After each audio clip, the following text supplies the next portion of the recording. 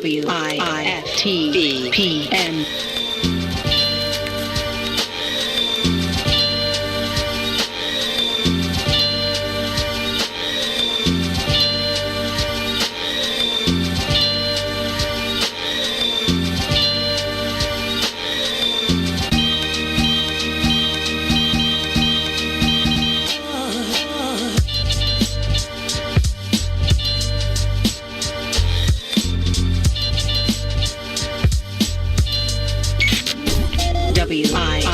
WIFTVPN.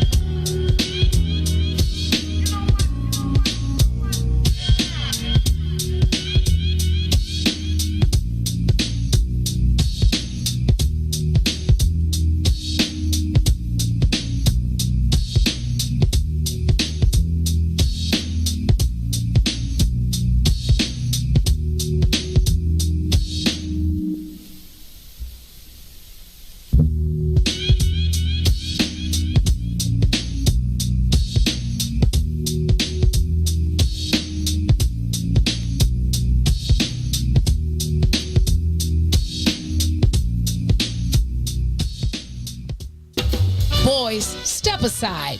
The Radio Rookie is in the building. The Book of Dawn, Monday through Friday, 9 a.m. to 11 a.m. on What's In It for the Black People Media. Are you curious to explore the intellectual currents that channel our thoughts and frame our reality? Have you ever meditated for relaxation and accidentally discovered the universe in the process? These matters and many more you may never have even thought of will be yours to explore as you come with me into Muwakil's world. Every Monday, Wednesday, and Friday from 11 to 1, right here on What's In It for the Black People Media. What's up, good people? This is Herb Howard, one half of I Said What I Said. Make sure you tune in every Monday, Wednesday, and Friday, 1 to 3 p.m. right here on What's In It for the Black People Media. It is intellectual thuggery at its finest. The blackest conversation, Herb Howard, Tucson Warner, Monday, Wednesday, and Friday right here on What's In It for the Black People Media, 1 to 3 p.m. You can expect the unexpected. We're getting pushed up to 200. Let's get these numbers up, people. Come on. We're trying to compete with Mays Jackson numbers, right? Don't forget, we're lacking right now. If you share it, share the video so we can get our numbers. For God's sake, we're nowhere near Mays Jackson numbers. If we can get you guys to share, we can at least push 200 in the next 3 minutes. All right? By 3:45, I want us to be at 200. Oh, yeah. This is the black There's portion no of What's other In It way for the Black People Radio. that we right can here. do the This dime. is the black portion, the blackest portion of the show. It's What's In It for the Black People Media. Chicago famous, 3 to 6, Monday through Friday, right here on What's In It for the Black People Media. We fun guy. Where's tomorrow? Fun guy, what's up, baby? What it do, baby? Yeah, yo, what do you know? You know what I'm saying? So I'll be telling you. What's going on, Chicago? What's In It for the Black People Media presents I want to go higher. Oh, my God. Call your sons, call your daughters, call your friends, call your neighbors. The Big Tuesdays and Thursdays, 1 p.m. to 3 p.m. with Eugene, McIntosh, and Terrence, Tomlin. We got what you need right here on What's In It for the Black People Media. The neighbor who was directly behind us had a real problem coming outside seeing my white mother and my black father. We got us the gun line. This dude built an 8-foot fence, more like 10 foot. So he put up the Huck Finn joint. Exactly. That shit looked like a castle. You know, my dad, he's a big guy, football player guy. My dad guy who walks over there. Old school and then black. he's like, yo, I don't appreciate these apples in my yard. He's like, motherfucker, we don't even have an apple tree. These are your apples. Do you like apples? Your kids are throwing apples over here. Okay, there's that little space, but there's still a fence. So they're right there looking at each other. Tell them about the gun line, boss. And I said something like, yeah, Dad. And that dude said, shut up, you little monkey. Leroy stuck his head over the fence. You're gonna die, clown! grabbed dude by the neck. Run. And proceeded to pull him halfway over this thick, like, finish him. Mrs. Wheeler comes running out. Oh, Leroy, don't do that. It's not worth it. Blah, blah, blah. My dad was getting ready to kill this dude. And within 6 months, that guy moved away. Don't cross the gun line, boss. Right, the gun line, boss. Chicago Famous, 3 to 6, Monday through Friday, right here on What's in It for the Black People Media. Shop at Black-owned and operated Solo Beauty, where you are appreciated and respected. Located at 8158 South Cottage Grove, Solo Beauty can supply all of your black hair care needs. Solo Beauty is open from 11 a.m. to 8 p.m. Tuesday through Saturday, or you can find them online at solobeauty.com. What's up, good people? You're listening to I Said What I Said with Tucson Warner and Herb Howard. You'll never breed a warrior. Mm-hmm. Warriors, come out to play. Shh. You hear that? And that's what's happening at every angle. They're creating paradigms where we can only raise feminine men. Yes. Whether they're homosexual or not, they feminine as shit. Sure, because all masculinity is toxic. All masculinity is toxic in a war-torn society where the dominant society is saying to your ass, we don't never want no warriors. Right. You bastards. Any book you've ever read, you can read the Bible, goddammit. When they go and they destroy some shit, they kill all the boy babies. Yeah, for sure. I don't even want you growing up to think you're going to do some shit to me. Animals do the same thing. If I come over here and I take over this village now or whatever, like this gonna be my pride. First thing I'm doing, killing the male boys, like killing the male babies. Don't you even grow up with that attitude, Don't you even think about it. Okay? Bitch. Right. You ain't my dad, you damn right I ain't your daddy. Fuck your fort, little nigga. Fuck your fort. You're not my dad. Oh man, I hate that I laugh at this shit in public. That's real. I hate that I laugh at this stuff in public. That's real though, right? Tucson Warner and Herb Howard live on What's in It for the Black People Media, Monday, Wednesday, Friday, 1 p.m. to 3 p.m.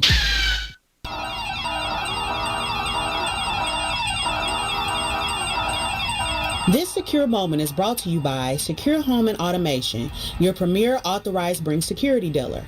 Home invasions occur every 23 seconds, fire every 85 seconds, and medical emergencies occur suddenly. In times like these, get secured home and automation and an affordable wireless home alarm system with professional monitoring. This includes fast emergencies response, free security analysis, free equipment, and free installation. A limited time offer, be proactive. Call today, don't delay. 708-251-5069. That's 708-251-5069. Call now, 708-251-5069, or visit our website, securehomeandautomation.com. Secure Home and Automation, where your life safety is our priority. It brings authorized dealer, certain restrictions apply. WIFTBPM.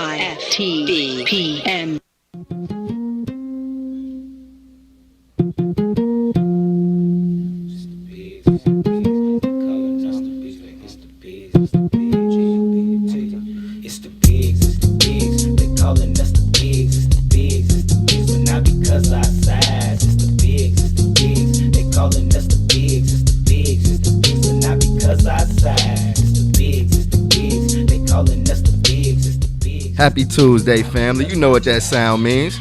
Means it's time to get down on the soil with the bigs. I'm one half of the best sports media team in Chicago. We do it the independent way. I'm your man T, coming to you live from the West End for the Black People Media Studios. What's going on today, family? Peace to the family. Shout out to everybody that's officially on the soil rocking with the bigs. Like Cousin 2 says, man, blessed and highly favored, brother. Happy to be here, ready to build with the people. You feel me? Absolutely, man. Definitely ready to get it in. Kick off a new week for y'all, a new week for us, right? Boom, boom, boom, boom, boom, boom, boom. Exactly. Yeah, we got to dig and get those West Side guns. We do. We got to get those. We'll have those ready for the people Thursday to throw those in rotation. Yes, sir. What's good, Gino? How you feeling, man? Man, I'm all good, man. Like I said, happy to be back in the building with my brother. Shout out to Mays Jackson and the What's in It for the Black People Media family. Shout out to Esco, always holding us down behind the scenes, making the brothers sound oh so glamorous. Hey, man, you know I got to kick it off every week with something that don't really have shit to do with, excuse my language, to do with sports.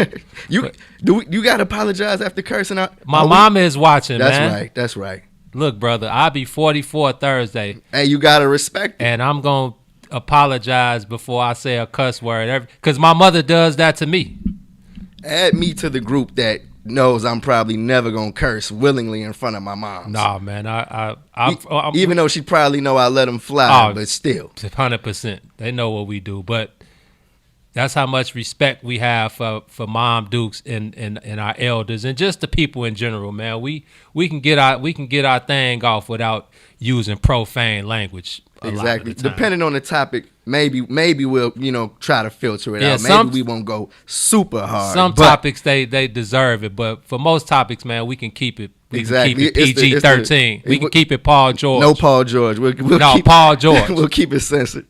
We'll keep it a little bit censored, but early on in the week we can take it light, right? We got nothing to be mad about so far, right? Man, we here, brother. We off a Bears W. We got a playoff team on the south side. The Cubs are making their way to being in the same situation. The Bulls can't blow us. They're not playing. We don't have to be mad at anything. The Bulls can blow you without playing, though. Good point. Pause. Good point. Pause. Definitely pause, but still good point. Hey, man, before we get into it, man, like Cuz said, I got enough cussing for all of us. Cuz, you definitely got enough cussing for all of us. My mama say, why Tucson cuss so much? His father and mama and Gwen, they were the most beautiful, eloquent people in the world. And listen to this boy. I said, Mama, that's Cuz. That's Cuz. He gonna let it go exactly how it comes to him. She said she actually thinks he rubbed off on Herb. She said, I used to listen to Herb Howard on WVON, and he never sounded like that. I said, yeah, Cuz is a bad influence, man. So Tucson Werner, a.k.a. Cuz, you are a bad influence, bro. But Herb is over there getting radicalized by two. That's what's going on. Yeah, man. The comments in the I Said What I Said comment section, they send it up over there, man. I have a great time 1 to 3 every Monday, Wednesday, and Friday listening to them guys. But look, man. Definitely. Before we get into any Bears talk, because I know you and Akeem Hicks with this 2-0 shit, excuse me again, we going to get into that. But, man, I got to kick it off with this one, bro. Let's get it. The dreadhead cowboy, Joe. Come on, where's my horse? I need one, man. I would have pulled up on the Dan Ryan with my man, Joe. Are you serious? Come on, I would have pulled up right with him. Fam, they had a chopper following Buddy like he was OJ and the Bronco, man. Come on, man. You didn't. I was posted downtown. Oh, right. I was off the grid. Smart man. Do not disturb. Smart man. So I came back to this action and saw the photos. A homie in the front of the expressway with all the cars and the police behind him. Oh, brother, man, check it out. So my mama, she hit me up for something, and I missed the call. So I was at Family Dollar getting some stuff, and I get back to the crib, and she's calling me like, "Are you turn to channel 7?" So I turned to channel 7. They got the chopper following Buddy. He done kicked it off on. I think he started on like 51st. Got on the E-way at 51st or 55th. At first, when I saw that the expressway got shot down, I'm ready to think. Somebody was shooting. Yeah, immediately. I'm like, okay, who was shooting on there? Then I see the photos. I'm like, come on, this is the same Buddy though. This is the same guy. Dreadhead cowboy, yeah. Ain't that the dude that Lori Lightfoot was messing with earlier? Yeah. So the man, I turn on channel 7 and there's literally a chopper following Buddy, like I said, like he on the run for murder or something. He got the E-way on swole, people behind him tight. They super tight. They can't get around him. Now, mind you, there's a Chicago police vehicle on the E-way and they just riding alongside of Buddy. And like I'm thinking, police escort. Like they was escorting Buddy, but then he had like a motorcade. He had like 5 or 6 motorcycles. I'm not sure. Like I said, I didn't read. I'm sure it's a bunch of articles out today. I'm just going off of what I saw yesterday. So they were following him. It looked like they were like his S. If y'all don't know what S, his security. And this man was just on the E-way, just the horse just galloping like he in the Kentucky Derby or something. Yo, and for what? Well, it was for, he was protesting? He said it was a Kids Lives Matter protest. He said that I think one of the biggest cases was he said there's an inadequate amount of funding for like children's programming or something. Okay. And the ride was basically a Kids Lives Matter protest. And I'm cool. Like, fine, whatever your protest. Kids Lives Matter. Whatever, bro. Okay. Like whatever the case may be. Is it RBG over? Hey, RBG, the real RBG too, and we can get into that if you want to too. Ooh, I know people confused right now. They hear nah, that don't RBG. Look, man, these people know what they doing with the RBG, with that Ruth Bader Ginsburg RBG. Come on, a lot of people just heard that name. Yeah, man. Over the last couple of days, we'll get to that. Yeah, that's something else. Or maybe two of them will get to that. Yeah, we'll leave that to Two and Her, man. But if he was out there for the kids, I'm all for that. Facts. I'm all for that. Absolutely. I didn't know anything about that until after, he got off. He ended up leading the charge. He passed 75th, 83rd, 87, 90. So he gets to 95th, and now the state troopers.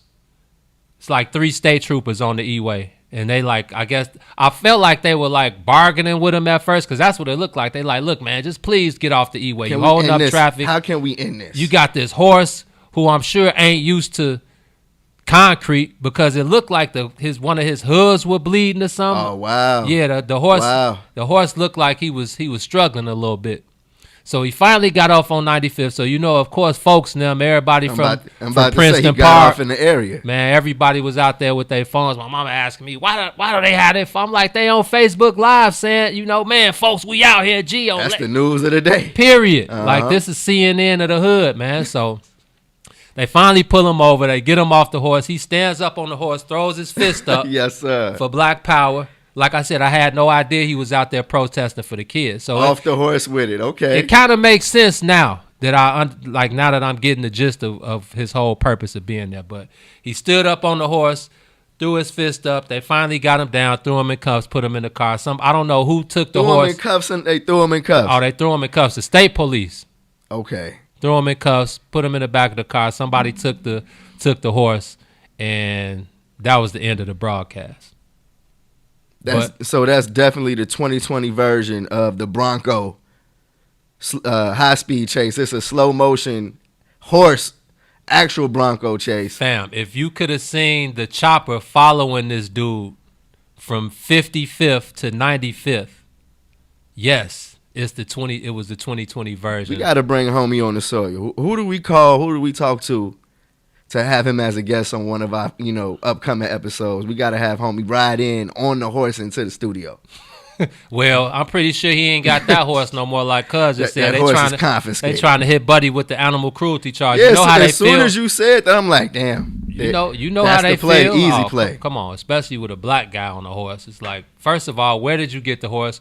Where does the horse live? Do you have a stable? Homie just pulls up on a horse all the time. Man, we used to see Buddy riding. I don't know if this is the same dude, but we used to see Buddy riding down 87th and Cottage on a horse. Who was looting horses a few months back? Did a farm get hit and we got a bunch of brothers riding around on horses now? Or because I'm trying to figure out how homie has this horse at his disposal whenever he needs it. Hey, man, niggas, man. We going to find a way to do what we got to do, man. And he looks experienced. He's holding it down. There's no way on the expressway. There's no way you can't be experienced doing what Buddy did yesterday. But I enjoyed every minute of it. Like I said, now that I found out that it was a Kids Live Matter protest, power to the people, power to the kids, because there is inadequate funding for, especially in low income territories like all of the south side of Chicago. So man, I'm all for that. My mama didn't really have, she was kind of tight because the optics were crazy. Yeah, the optics, it looked wild. It looked very wild at first, but now that I'm getting a little bit of understanding. Oh yeah, definitely. I rock with it personally anyway. You know what I mean? I thought it was dope how anytime I hop on social media, I'm seeing this dude on a horse riding through the hood. I love it, but now that is, he's protesting for a purpose. If that's how we say it, do we say he's protesting for a purpose with the horse now? Because I did see the Lori Lightfoot and was like, nah, we ain't messing with that. Don't protest like that. Yeah, they like silent protests. that I totally don't agree peaceful with. Protest. Peaceful protest. That one of the 2020 words of the year. Peaceful and protest don't even go together, but that's a whole nother story. But anyway, man, again, like we saw Buddy riding through when the Mexicans and the brothers had the little gang conflict, the Latinos and the SAs and the brothers and the folks had the little mishap or whatever was going on during the riots. Buddy rolled through there on some squash the beef. It's all about peace demonstration. So, like Cuz said, man, he's all about peace and saving people. So I'm with it, man. I'm with Buddy. Hopefully, they can get him out of the joint. Hopefully he's out by now and he can continue to fight the fight, man. Straight up. So, absolutely. Definitely shout out to the people commenting. We're seeing you as we talk. They saying that this man has a few horses in the stable that he keeps. That's what Rodney, shout out to Circle 7 brand. He said he has a stable in Crete. He has more than one horse. He drives them up from out there and rides in the city. I hope they give him his horse back. Salute the Dreadhead Cowboy. Same here, man. Let that brother live, man. If he was on there peacefully protesting, riding the horse on the E-way for Kids Lives Matter, then I'm all for it. It's so much going on in the world right now that, come on, man. That shouldn't bother nobody. They made sure he was safe. He had the police around him. Yeah, it was a little bit of traffic. But no, then nobody get hurt. Nobody got, it was good trouble. Shout out to John Lewis. You feel me? And again, RBG over Black Lives Matter any day, all day, every day, and even on your birthday. Shout out to my boy Choke No Joke. I like that. Yes, sir. All day, every day, even on your birthday. Choke, I'm still in that, Joe. I like that. That's yours now. Choke might bring me up on charges for that, but I'm going to use it anyway, though. I feel that. Go ahead and what we talking about today, man? Man, I know you want to kick it off with this Bears 2-0 talk. We 2-0. You kind of brought us into it. Akeem Hicks came out post game. First of all, shout out to our boy Flo's Andolini, a.k.a. Joseph Lewis, for holding it down for us at Soldier Field on Sunday. Kicked us off with a new season of Bears coverage. Follow him at Flo's Andolini and follow It's the Bigs at It's the Bigs on Twitter for all your Bears updates during the season. But, man, I actually messed with that Akeem Hicks quote, bro. He said that 2-0 is delicious. And it absolutely is. What's your issue with the guys being 2-0? Well, I'm 50-50 on that because both of you guys are right. 2-0 is definitely beautiful, a beautiful start in the NFL because we know the NFL is unlike any other professional sport. There aren't a bunch of games where you have times, if you start off slow, you got a bunch of games to kind of make it up, find your niche and get it right. The NFL is 1 week, one game. At a time, hey. I'm saying one game could be your playoff in or playoff out. So it's definitely 2-0. No doubt about starting off 2-0 is a beautiful thing. But when you look, are you saying when you look a little deeper, when you look between the lines and behind the record, deep, when you pull back the curtain, come on, bro. How was it looking to you? Them guys are Huff. Woo. Huff? Okay at best. But yeah, I'm going with Huff, man. Okay. I was not okay. I'm not impressed at any aspect of our team. Offense, defense, nothing. Offense, defense, special teams, run game, pass game, defensive line, linebackers, backfield, none of that. I'm not impressed at all. Are you not impressed with the defense? I'm not worried about the defense. I'm way more worried about the offense. I'm not worried about the defense, but I'm not impressed either. What do you mean you're not impressed? What are they not doing that you want them to do? Is this the best? Dog. Adam Schefter and a bunch of other people had the Bears defense, if not the best defense in the league this year, top 5 easy. The Giants scored 13 points. This is the Giants. They didn't score 2 touchdowns. They didn't have Saquon Barkley either. Don't matter. An NFL team didn't score 2 touchdowns against them. They didn't go. And they scored 2 touchdowns. Khalil Mack answered the call. He came up with a fumble recovery, a sack, and a few tackles. Okay, he had a better week than week 1. Robert Quinn coming back this week made a big difference on that defensive line. I will give him that. And that's why they gave him. That's why they paid him. You know what I mean? It was so he can complement guys like Khalil Mack and Akeem. So you're telling me you're impressed with the Bears defense? Not that I'm impressed, but I feel like they're a winning defense. Like, the defense is not the weak point on this team. I agree with that. I agree the offense is the weaker spot of the team than the defense, but again, I ain't impressed with neither one. I'm definitely not impressed with the offense. You know what I mean? I feel like we need a, you know what I mean? I still feel like we need another quarterback in there, bro. Mitch Trubisky was 18 to 28, 190 yards, 2 touchdowns that both came in the first half, 2 interceptions that came in the second half. So it was really a reversal of week one. He was killing in the first half. It looked like we were on the way to blowing the Giants out. Complete role reversal in the second half. Homie came out through 2 nasty interceptions, and it's a close game. And as you say, my issue was that the offense took the foot off the pedal when the defense was really in cruise control the whole game. Saquon Barkley did go out towards ACL. Right. Unfortunately, he's done for the season. Saquon smoke. That's bogus, man. Absolutely. But, you know, the Giants came and they fought. You know what I mean? And look, man. They were running off. You know that adrenaline where you just like, okay, you hurt, and then let me gut this out real quick, and you're just running off of adrenaline. That's what the Giants were doing. They were trying to win this game for Saquon Barkley with, you know, the best player on their team for how he went out. And so they had a little bit of extra oomph behind, you know, the fight in the second half. But I don't think they were, you know, they were never in danger of losing the game. The Giants are trash. The Giants are big trash. So up 17-0 at halftime, you're supposed to stick a fork in them guys, man. Absolutely. All they had to do was score one more touchdown, and it would have been lights out. But instead, we can't put a point on the board in 30 minutes and let these guys be a pass away from winning the game. Absolutely. Hey, I'm putting that on the offense and the coaching, and that's where I feel like the microscope is going to stay. You know what I mean? It's going to stay over Nagy. It's going to stay over Trubisky in that offense because they simply just are ass, you know what I mean, when it counts the most. And then you look at the kicker, G. Who is Buddy? Santos. He was, I guess he was on the Bears before, but I cannot put my finger on the fact that it's been 2 years or 3 seasons since they let Robbie Gould go. They haven't came up on a serviceable kicker yet. We had Cody Parkey. Santos is here. Who's the guy that's hurt? I can't even remember homie's name. Eddie Pinheiro. Pinheiro, yeah. It's like, how hard is it to find a decent kicker in the NFL? I don't think it's that easy, man. I mean,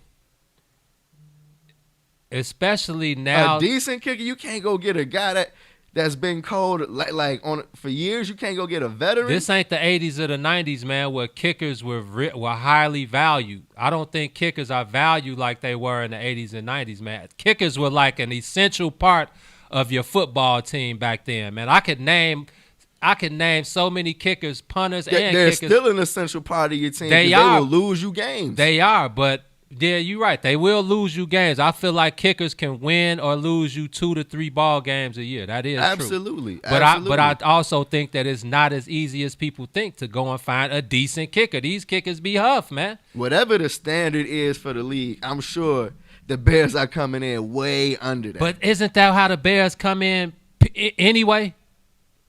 Outside of the defense, because Bears historically have been a defensive franchise. So we've kept, for the majority of the time, even when the Bears are Huff Daddy, which has been a lot, the defense was still like, man, they got that's a decent D over there. So I will give them that. Exactly. And really, I feel like it comes down to the Bears are not as good as they should be because they don't have a good quarterback and they have a questionable playmaker. A questionable play caller. Hey, man, check it out. Let's go to break. Let's pay a bill or two. When we come back, man, we can continue to trash. Well, I'm going to continue to trash the Bears. You're going to be trashing 2-0 teams on the soil.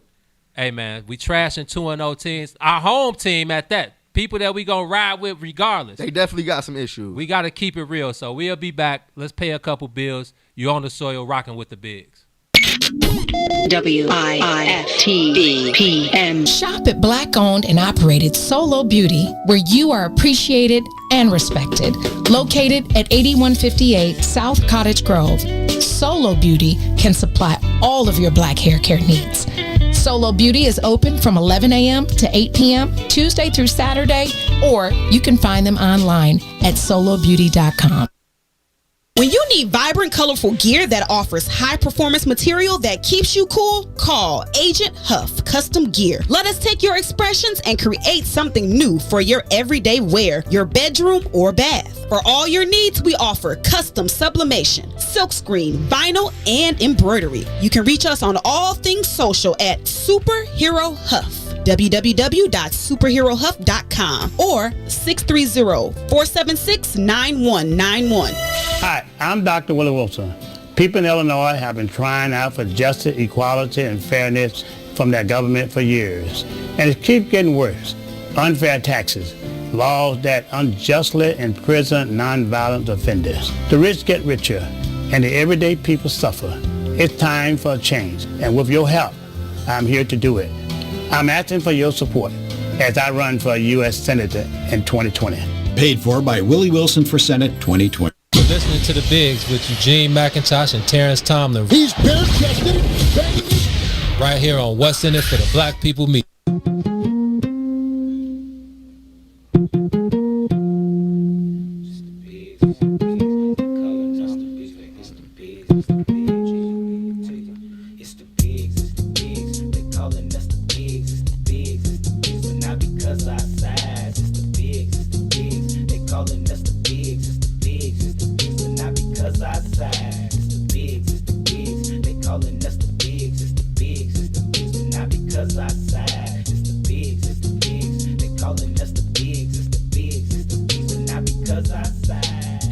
You are back, rocking with the Bigs on the soil. I need no introduction. I'm in the building. Across from me is my player partner, the other half of the illest sports media outlet in all of the land, my boy T-Tom. T, what up, man? What's good, family? Hey, it's all good. I'm still kind of tripping on the fact that we are trashing a 2-0 team, but they deserve a little bit of a tongue lashing. That offense is terrible. I can't defend it.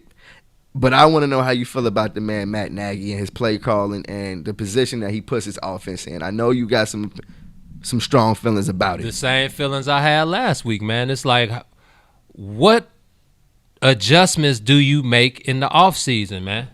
It's like every other team, well, maybe not every other, but teams that are competing to be playoff teams, they adjust and they keep up with the Joneses, man.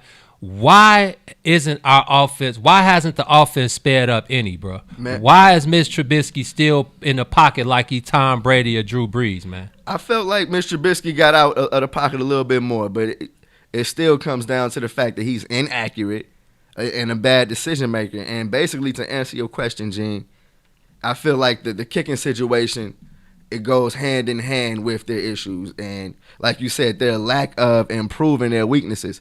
How long have the Bears needed a kicker? And then at the quarterback position, Mr. Trubisky has shown you who he is multiple times over the last couple of years. And the way they upgraded the quarterback position was bringing in Nick Foles. Meanwhile, I'm watching Bill Belichick and Cam Newton look like Super Bowl hopefuls again. When everybody tried to tell us that Cam Newton was done, the Bears act like Cam Newton didn't even exist. And traded picks for Nick Foles, who hasn't even seen the field yet. Mr. Trubisky is still out there stinking it up. So really, it's a clusterfuck, bro. I feel like it's an indictment on your ownership, your general manager Ryan Pace, your head coach, and Matt Nagy. Why can't he solve this Trubisky puzzle if he's the quarterback whisperer that he was advertised to be? You feel me? He came in saying, hey, okay, this guy's an offensive guru. His system is going to overcome any kind of deficiencies your quarterback may have, and that just hasn't been the case. And then we see stuff like Anthony Miller. We saw him go crazy week one. We saw his ability, to make plays in week one. How many targets did he have Sunday? Javon Weems played more snaps than Anthony Miller, and I don't care what the packaging is. Come on, you need your playmakers on the field. You know what I mean? I need your playmakers on the field like Anthony Miller, like Cole Kmet or Jimmy Graham, who I don't know, how long have we said we needed tight end help on this team? It's just the same issues year after year, man. And they don't throw down the field. Oh, no. No. That's Matt Nagy not having confidence in Mitch Trubisky. Same thing we said last year, man. They all 33% Ryan Pace, 33% Matt Nagy, 33% Mitch Trubisky. All three of those guys are Huff, and they fit well together. Huff. Like, it's ridiculous, man. Like you said. Now, I will say the week one against Detroit, Mitch did have a couple balls that were on point that the guys just dropped. But this past week, I think his passer rating might have been 75. Absolutely. It was terrible. And I don't even know how you calculate quarterback rating and everything, but he had less than 200 yards, two interceptions. Right.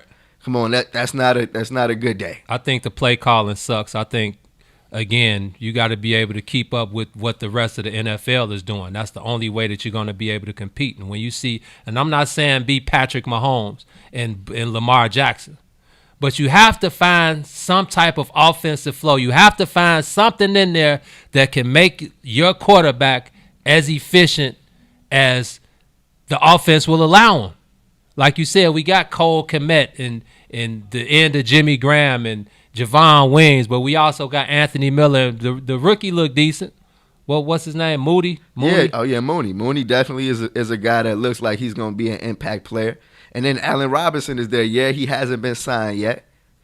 They just read up Tariq Cohen, and Tariq Cohen didn't have his best showing yesterday. What did he get? 5-6 mil a year? 5-6 mil a year, but I feel like they're going to treat him like a specialist. Like he is a specialist. He ain't a every down running back. Period. And he's not a up the gut back. You feel me? He's that passing down back that you can put out at wide out sometimes. Now I did like what I saw from David Montgomery in the fourth quarter when the offense can get a push. Yeah, David Montgomery can get 8, 9, 10 yards a pop. Not a pop, but you saw he had 3-4 runs in a row that were 8, 9, 10 yards. So when the offense can get that flow going, but again, that's all in play calling, man. It's all in play calling. When you watch these teams, who was the Sunday night? Oh, I was last night, and I was watching John Gruden and the Raiders, and this play calling because we talked about David Carr and Derek Carr, mm-hmm. And the play calling aids and assists Derek Carr. Now Derek Carr can't go down the field. But he's got the tight end who got my fantasy win last night. Darren Walker went crazy. Got my fantasy win last night. But they're able to implement him into the offense. Because a tight end is a Huff quarterback's best friend. Thank you, bro. Come on. And then when you can pound the running game, it's a simple football 101. You open up everything else. 100%. So I just think that Matt Nagy may need some help. That's sad to say. But he may need some help, bro. Look, they got the Falcons this weekend. The Falcons gave up a bad L to the Cowboys. They led most of that game. Had 5 turnovers. They didn't turn the ball over not one time, and they still took the L. Did you see that onside kick? What was that? They was waiting for the Cowboys to get it. They was like, hold on. We gotta wait for it to go 10 yards. Let homie get in perfect position to get this onside kick. So super brain fart. The Bears have a good opportunity to go 3-0. But hold on, before we move on, let's get back to the D, because I'm not you, man. I'm not going off you, bro. They gave up 13 points. I'm not going, man. They gave up 13 points. I don't care, man. Bad defenses don't do that. They led the league in 95-yard drives. Opponents 95-yard drives last year. They led the league. There are 30 teams in the NFL. The Bears defense led the league. They gave up 4 95-yard drives last year. They gave up one against the Giants without Saquon Barkley, man. I trust them guys with the game on the line. Yeah, simple as that. Yeah, all right. I trust those guys with the game on the line. Jalen Johnson had another good showing. He did. Khalil Mack showed what we needed to see from him. Akeem Hicks. So what's going on with you and Khalil Mack? Because I'm not understanding it, bro. I need to see more, man. See, and that's wild. Because what more can he do? Hey, bro. What more do you want Khalil Mack to do? Well, he need 3, 4, 5 sacks a game. No, not 3, 4, 5. They held the NFL offense to less than 2 touchdowns. They held you move on. They move on from that. I agree with you on that. But they held Danny Dimes. Boy, name they 2 wide receivers, Sterling Shepard and who else? Golden Tate. Man, please. You know what I mean? Not Odell Beckham. He ain't there no more. No Odell Beckham. None of that. You know Come on, bro. They didn't have one of the best running backs in the league, and they don't have a wide receiver, man. and they were a pass away. They were on the 9-yard line. If Golden Tate wouldn't have pushed off, that was pass interference on Eddie Jackson again. Yeah. No. But see, now that was that pass interference on Eddie Jackson. The first one? Yeah, where off the interception? Yeah, in the end zone where it looked, the pick six. Right. That was pass interference. It was pass interference. He got there a tad early. It was pass interference. You want him to be aggressive. I do. I mean, you want him to be aggressive. It is what it is. But I'm talking about the last play of the game in the end zone. If Golden Tate wouldn't have pushed off, which was whatever. The referees are calling a lot of ticky-tack stuff this year. But if he wouldn't have pushed off, that was another pass interference on Eddie Jackson. And they would have gotten the ball at the 1-yard line. Now, I'm not saying they would have scored. It was a clear offensive pass interference. It was. Though. It was a clear offensive pass interference. It was. Yo, the Bears held him to 13 points. I don't care, man. So, it's the New York Giants, bro. Are they gonna hold Matty Ice and the Falcons to 13 points? And then they scored a touchdown and 2 field goals. How many points did the Detroit Lions score the week before? I don't know, because week 1 is over with. Like, week 1 is done. Just like week 2 is over with. You lucky that I can't even fight that one, because you're right about that. 2-0 going into week 3 in Atlanta. They're in Atlanta. They're going to be in the Mercedes-Benz Dome. You hold Matty Ice to 13 points, then I can give our defense This props. is without question going to be the defense's biggest test. They got 3 wide receivers over there that are going crazy right now for the Falcons, and they got a Todd Gurley who's looking like a bruiser. Oh, I forgot they had Todd Gurley. Well, he got 70 yards on the ground. He doing his thing after people thought he was done. But this is a game I feel like the Bears are going to go in, and we're going to see the defense play their best game of the year. I'm just not worried about the defense. My only worry on this team for the last 2 years has been Mr. Trubisky and the offense and the play calling. I agree with that. I agree the offense is the main. But you hold a team to 13 points like they did, you better win that game. Yeah, you hold the Giants to 13 points. You better win that game. You hold the Giants without Saquon Barkley to 13 points. Woo-wee. So what, they should have had less than 13? Yes. They shouldn't have scored. Maybe 3. Okay, 3-point game. That's asking a lot of 17-0 at halftime, man. 17-0 at halftime. 2 quarters left. They still only scored 13 points. They didn't score. The Bears scored 17. All right. D Patton, Damon Patton. Shout out to D, man. Beasley or nothing. Man, we finna be 3-0. Hey, man, I'm a betting man. Shout out to DraftKings, because I definitely hit that 18 parlay on Sunday. Okay. But I got to see the spread, because money line, I ain't betting on the Bears against the Falcons in Atlanta. Now I'm a homer, so if we just making picks, of course I'm picking the Bears. I think the Falcons are trash. I do too. Yeah, I mean, I think the Bears have a good chance to go 3-0. Okay. You know what I mean? The Falcons defense is totally worse than the Bears. It's absolutely horrendous. Allen Robinson's going to have a big game. Are the Falcons 0-2? Falcons are 0-2. Yeah, this is when you kick a team when they're down. Yeah, Come but on. you know the Falcons, they break your heart. I mean, they're just that team. So going into next week.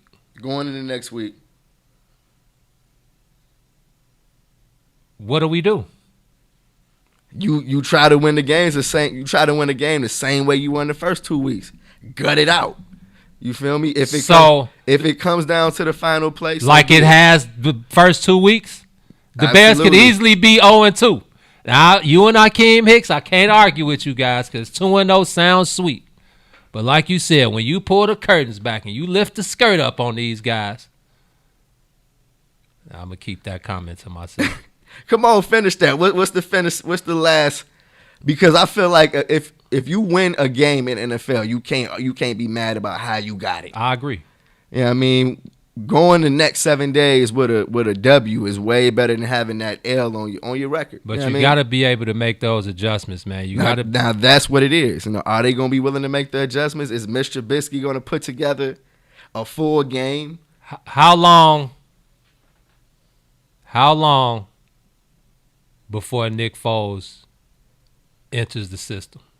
I feel like if Trubisky comes out and is terrible in the first half, then bring Nick Foles in. Wow. You feel me? Trubisky hasn't showed that spot is just his. You feel me? Like, they were up 17-0 in the first half. The game ends 13-17 because Mr. Trubisky came out and was totally just a bad quarterback in the second half. If that was the first half, then you may have saw Nick Foles in the second half on Sunday. I think a lot of y'all can't wait to see Nick Foles. I mean, it's not and that like says a lot.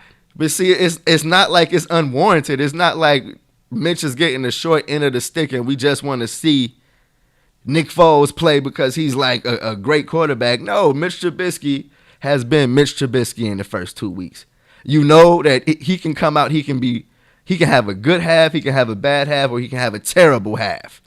That's, you know what I mean? And when it comes to Bears quarterbacks, I feel like he's right in that mode. He's Rex Grossman.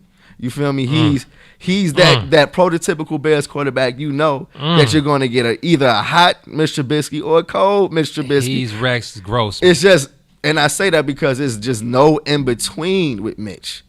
You feel me? It's either he's really good or he's really bad.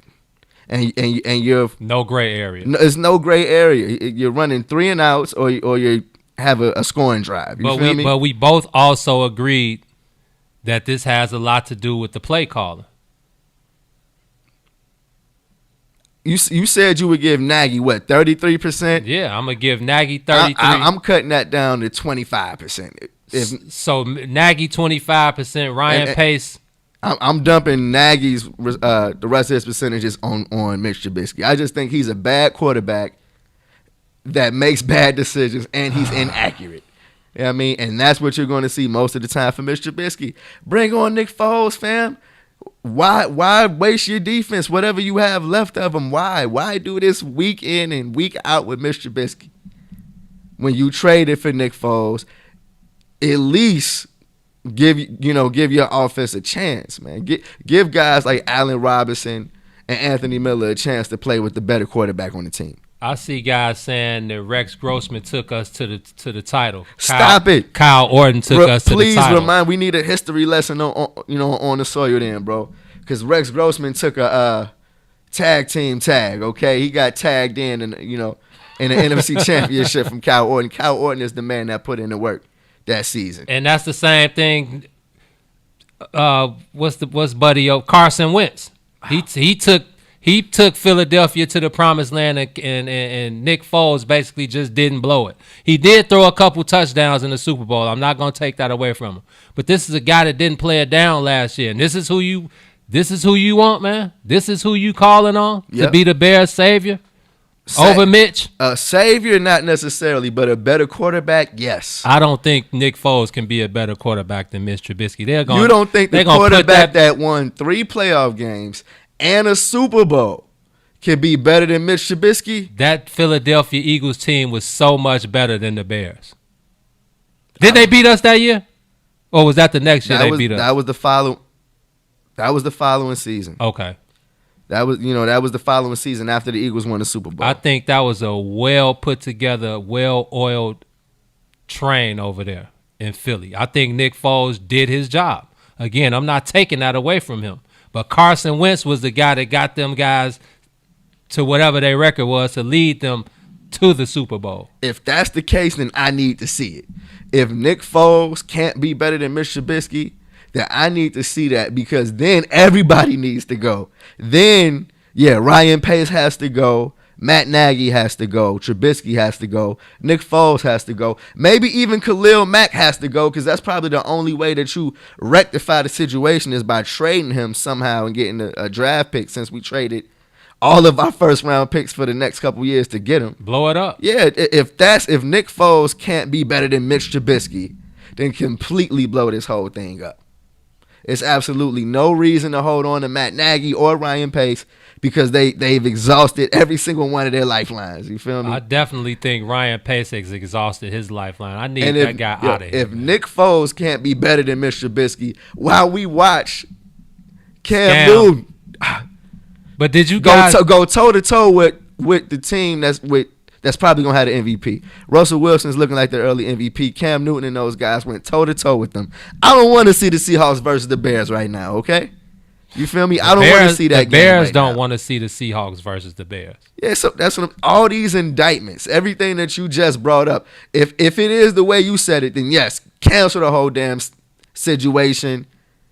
Keep the fans out of Soldier Field until they fix this thing. That's how bad it would be if Nick Foles can't be better than Mitch Trubisky with a wide receiver like Allen Robinson and Anthony Miller. Did you guys, and I'm talking to my family members, our family members out there in the chat too. I'm talking to you guys, all the football fans, including you, T. Did you guys think for 1 millisecond that the Bears even thought of signing Scam Newton? And if you tell me anything other than hell no, then I'm going to have to revoke your NFL privileges, man. First, tell me why you didn't. Why you think that it was just completely off the table. The Bears don't sign black quarterbacks. They do sign black quarterbacks, though, just bad black quarterbacks. Yeah, they don't sign real black, not real. They don't they don't sign the killers. They don't sign the guys. Right. Jason Campbell was the last one. Stop. He was a starting quarterback over there for the Redskins before he came over here. Next, Cordell Stewart. Henry Burris. Vince Evans. I don't even know who the hell that is. There you go. That was the last black quarterback that the Bears actually had that was good, Vince Evans. And that was in the 80s, bro. So do you think that, because this is stemming from the Deshaun Watson, Patrick Mahomes. Yeah, they chose Mr. Trubisky, probably the worst quarterback in that entire draft, over two generational quarterbacks, two of the highest paid quarterbacks of all time this point. One guy who proved in did they make the national championship? Deshaun Absolutely. Watson, did he make it twice? Twice, yes, absolutely, and beat the NFL style defense of Alabama. And here's where I trip. You know what I mean? They didn't even give Deshaun Watson a meeting. They didn't even look at this guy and say, let's talk to him and see where his mind is. They chalked it up off back and said, yo, we not interested in this kid. Let's holler at Mr. Trubisky. That's where I get pissed off, because it's like, okay, you're not doing your job if you say that we don't even want to talk to the national champion, who every source or pundit is saying that this guy's the real deal. Right.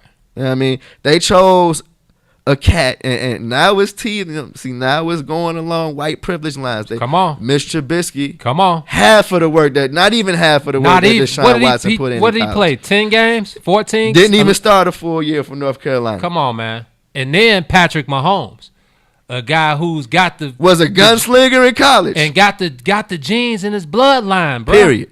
You right? Come on, man. Definitely got the genes and the last name. You know what I mean? But hey, the Bears need to be brought up on charges, man. Absolutely. Hey, as far as black quarterbacks, and the Bears, hey, that's a whole nother 2-hour long show that we have. And we need to, like you said, we need to bring them up on charges. We need to have the People's Court music playing in the background while we do our case. And we need to just run the history of black quarterbacks with the Bears, because it's going to get ugly. We just named the black quarterbacks with the Bears. Cordell Stewart. Henry Burris. And honestly, bro, the Cordell Stewart situation was what, introduced me to who the Bears really are. I feel like. I was 14 when the Bears signed Cordell Stewart. I remember week 1 like it was yesterday. They were playing the 49ers, and it was the day of my father's company picnic. And it started at 4 o'clock. So it was a 3 o'clock game. We had to leave before kickoff, and I'm blown. I'm like, Pops, let me just see the first couple of plays, please. And the first couple of plays, this man fumbled the ball.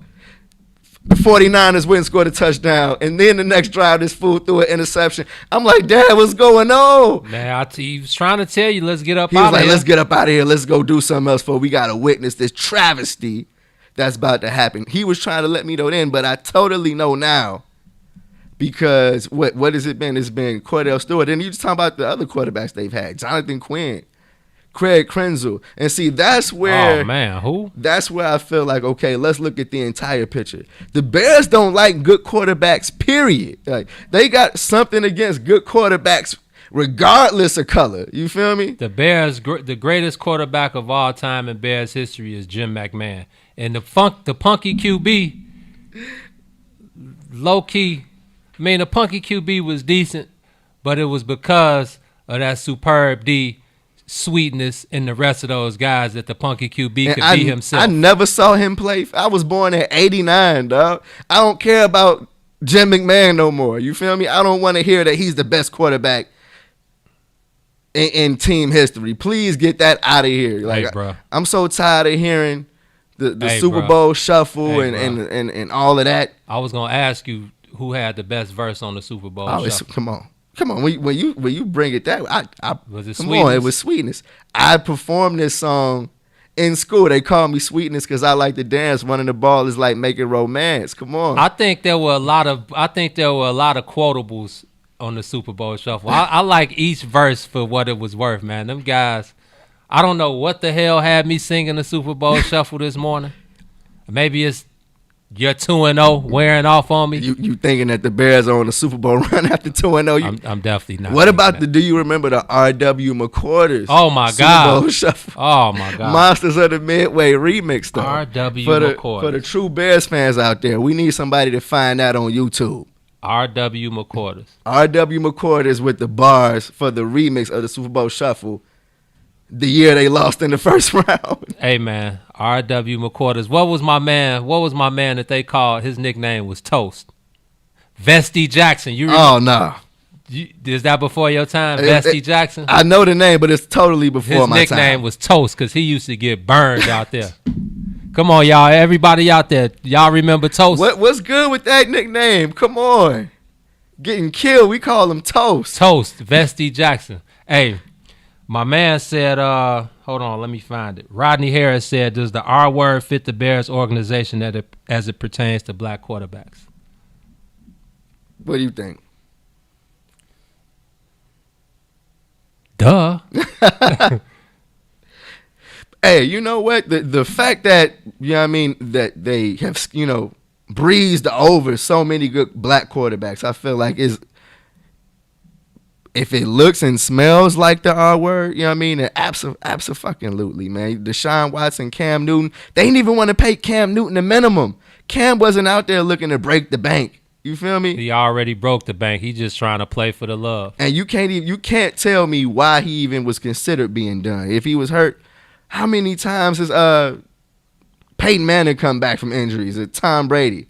I mean, these are guys that have had season-ending injuries before they come back, but never had to face the scrutiny of being done or, you know, having a fork stuck in them. But, man, let's go ahead and jump into a break. We got some bills to pay over here, man. You're on the soil with the bigs. WIIFTBPM. What's up, good people? If you didn't tune in to the last I Said What I Said, here's what you missed.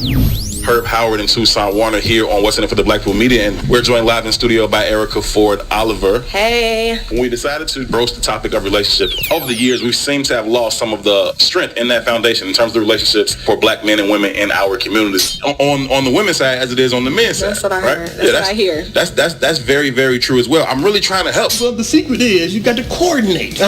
Most people don't coordinate. So you got to coordinate. I'm trying to get to some tangible takeaways for how we can get successful and single women off the sidelines and back into the game. Apparently, we got to start macking the dudes down. Marcus, darling. You just got to start macking mugs down, I guess. Huh? I don't have any panties on.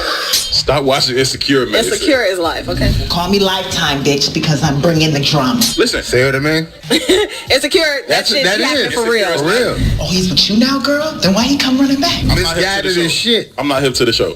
But look. It's not a dating guide, though, but if the shit happens, it's just like, wow, that same thing happened to me. But it's the value system that's skewed across the board. I'm not saying that's a woman thing or it's a human everybody thing at this point. Right. You know what I mean? The value system is skewed. I mean, I don't believe this. You are going to turn down like this. Even in your definition, right? How do we get successful women back in the game? Well, what the fuck qualifies as successful? Specifically in regards to a relationship or having a relatable partner in your life. What defines success? What's up, good people? You're listening to I Said What I Said with Toussaint Warner and Herb Howard live on What's In It for the Black People Media, Monday, Wednesday, Friday, 1 p.m. to 3 p.m.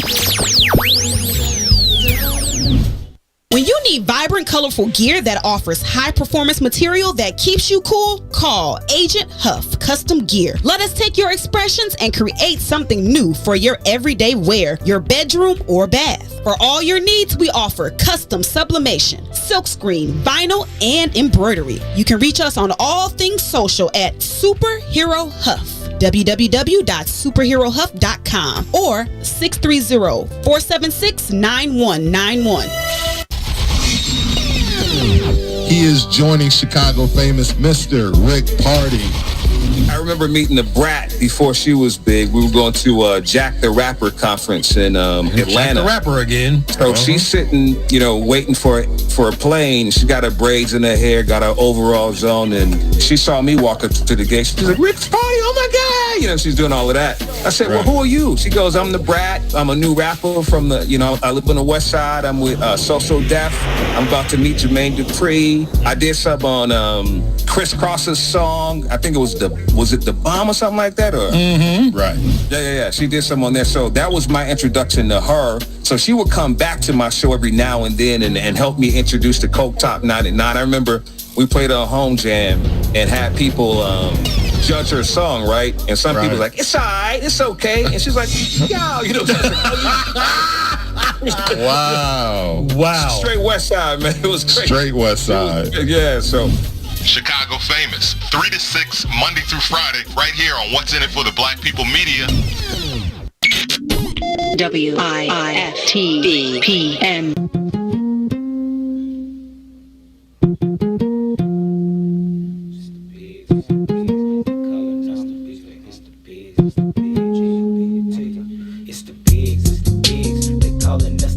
You're back on the soil with the bigs. Shout out to our What's In It for the Black People Media family, holding it down, creating something new for the city to grip onto. I love the lineup, man. We got people texting us, DMing us every week, telling us that it's cracking over here at What's In It for the Black People family. So shout out to everybody on the lineup. Shout out to everybody that's been checking in with us on the soil. We've been having a good conversation on the Bears, man, and I actually thought about something over the break as far as the Bears being racist. Hey, man, before we get what you back got into this Bears conversation, we got rules and regulations when we get over. Run it down.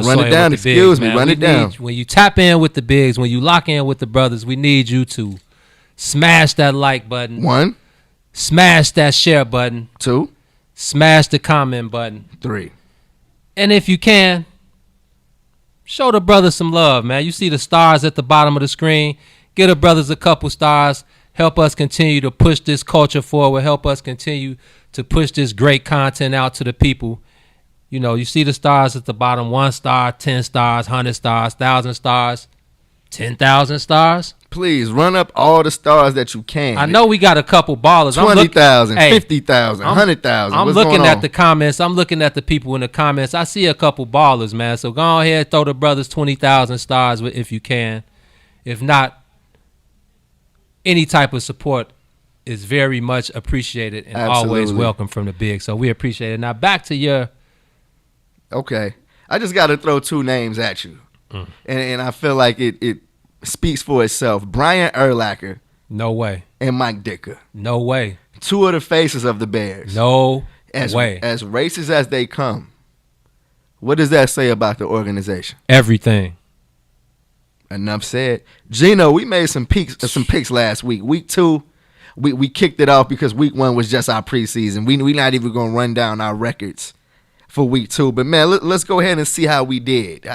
Were you paying attention yesterday? I was paying attention. Sunday and yesterday? Yeah, I was paying attention, man. Like I said, I'm pretty sure my record is Huff this week. But shout out to DraftKings because I definitely hit that 18 parlay Sunday. So I'm trying to follow in your footsteps on that one. I don't know about that, man. I'm trying to follow in your footsteps, bro. I feel like I got the Leroy Glow I'm feeling. The Bruce Leroy glow? I'm feeling like I'm the chosen one right now, G. I need to go ahead and just dive in. Hey, I'm letting everybody out there know now, man. Do not make gambling. Gambling is like the worst. What else are we gonna do in the crib? Like, can we just gamble a few dollars away? But when you gamble a few dollars, then that turns into a few more dollars. You got to know when to hold them, know when to fold them. Know when to walk away, but better yet, know when to run. I'm telling you, maybe man. I should run before I even get started. Don't get started, man. I'm telling you, bro. Me and Watts used to gamble every day. It was ridiculous, man, and I'm getting that itch back. And that's the whole thing. They trick you. When you win once, you feel like you're going to win the next day, and it's like, oh, man, no, I'm coming back. And the next thing you know, you out a few hundred. If you got it, a few thousand. You know how DraftKings kills you, G? With the they show you how much you could win. You know what I mean? Before you place the bet. So I'm thinking about, I can win this $1,500 real quick, and I'm thinking of $1,500 in my pocket before you even get there. Then they give you all type of incentives. They give you a profit boost on you. They give you in-game betting. All the in-game betting, bro. I was telling the guys in the group chat, like, I feel myself going down the rabbit hole right now. You will do it, bro. But I hit the 18 parlay, so Congrats. I'm fully vested in DraftKings. So congrats, bro. Let's go ahead and see how you did, man. Week 2. Week 1 for us, week 2 in the NFL. Bengals versus Browns, man. You took the Bengals, I took the Browns. The Browns ended up winning 35-30. And I definitely took the Browns in my DraftKings parlay. All right, so you diversified your picks. Yeah. Good move. You got to remember this. Like I said in the beginning, when there's nothing to it, I can go with my heart. When there's bread involved, when there's that fair, that fatty, that loot, we're thinking with the big head. That book. You feel me? Oh, let's think rational. So Smart I went man. with the Browns. Smart man. Yep. We both took the Bears. They ended up walking away with a 17-13 win over the Giants. Okay. Philly versus the Rams. You took Philly. I took the Rams. The Rams walk away with a 27-19 W. Obviously, I left that alone. I was kind of hot, bro. I'm kind of hot now. Man. All right, the next game, we had the Cowboys versus the Falcons. We both took the Cowboys, America's team. I'm 4 for 4 right now, Gino. Man, come you on. should have been on DraftKings. All right, here let's see if I can stay hot. Buccaneers versus Panthers.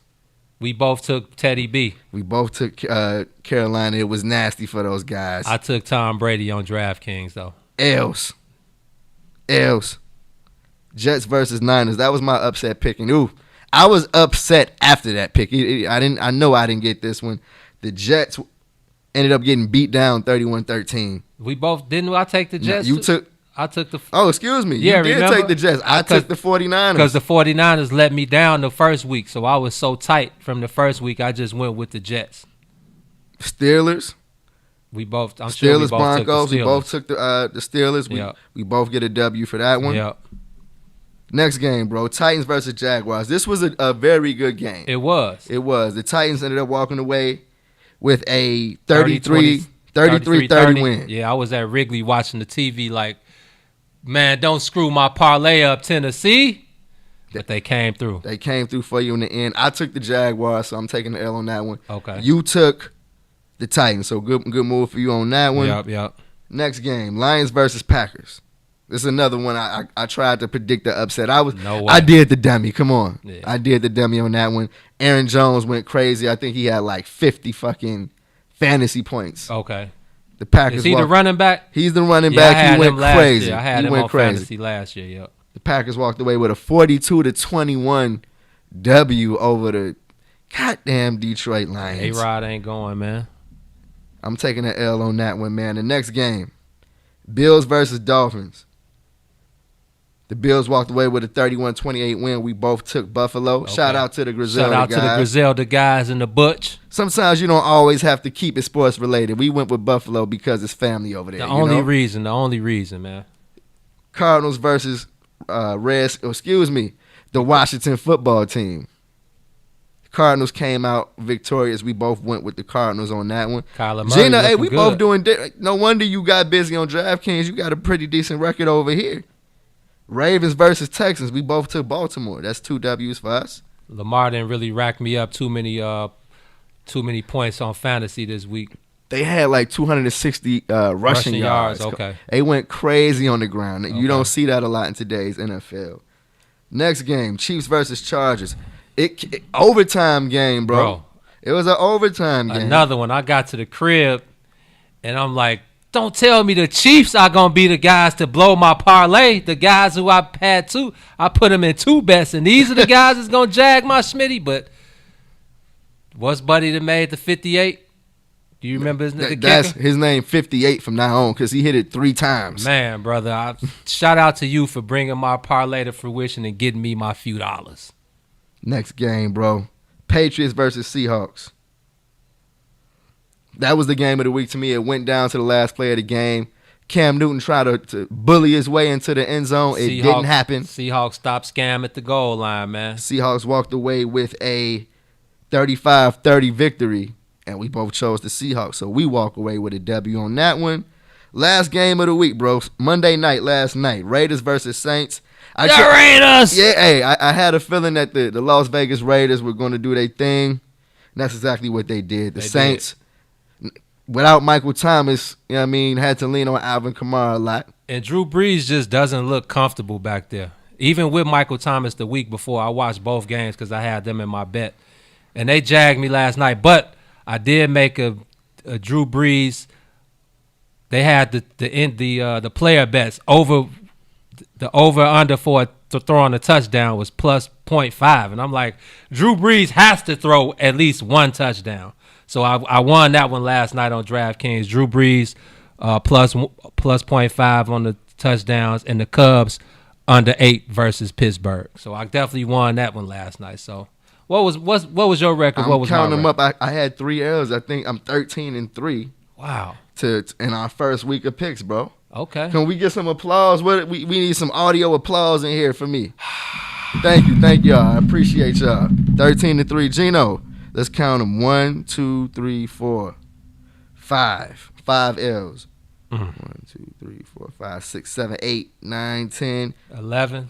10 W's. 10, yeah, 11. 11 and 5 yes, versus sir. 13 and 3. Yes, sir. 8 of those picks I had on DraftKings. So I'll take my loss to you, but I'm definitely taking my W with DraftKings. I like the way I'm starting out, but I definitely wish that this W was on DraftKings instead of just for fun, because it's very different. You know what I mean? We both got a fantasy team where we're just running for the fun of it. I hardly even pay attention to that one because I got a lead that I'm in.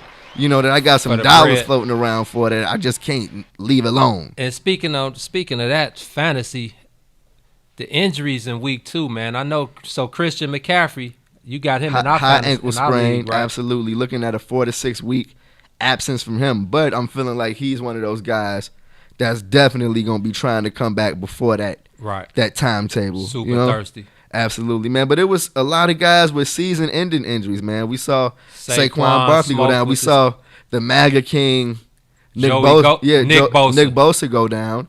Not a lot of people shed any tears on that one. No, I mean, I hate to see guys go down, but absolutely. Cortland Sutton, wide receiver in Denver, tore his ACL. He's done for the year. Wow. You can go down the list. A lot of people got hurt bad yesterday, and a lot of people are wondering, Gene, is it because it was no preseason? I think it is. I think a lot of it has to do with there being no preseason, but you also have to think about what guys were doing in the offseason. I'm pretty sure a lot of guys thought maybe there would be no season, so maybe they didn't go as hard as they maybe would have in a regular offseason. I'm not sure. It's easy for us to say, but we're not in those guys' shoes. So I'm interested to know. I know the quarterback from the Broncos, Drew Lock, he went out with like a shoulder injury or something. He did. Tyrod Taylor. Garoppolo. Jimmy G. Yeah. Tyrod. Whew. Yeah, it was that kind of week in the NFL yesterday, but I was able to catch a little bit of Tariq Cohen's press conference before we started the show. And he was like, no, I don't want any more preseason. I don't think that these injuries are because of the preseason, and I don't want us to have preseason anymore. Still, I understand that. You're already putting a lot of wear and tear on your body with those 16 games. Maybe one preseason game. And it's funny because the Bears don't play their starters during the preseason anyway. One drive maybe, and it's a wrap. So I know that, players, coaches, the league as a whole probably looks at these injuries as just like a casualty of the game. Was it an extended like training camp, or was it like regular? No, I really think it was one of those, because of COVID, man, one of those just quick they tried to do something. If you watch Hard Knocks on HBO. I missed Hard Knocks this year. What, there 2 teams on Hard Knocks? Yeah, this year? It was the LA team. So they had the Chargers and the Rams. Okay. And it was completely not your typical mini camp. It was so many extra short. Yeah. They didn't get, no preseason games, so no game action for the for players that were trying to jump on a roster. Okay. But just a short amount of practice time overall. You know what I mean? And I totally think that some of these players' bodies are responding, to a lack of conditioning.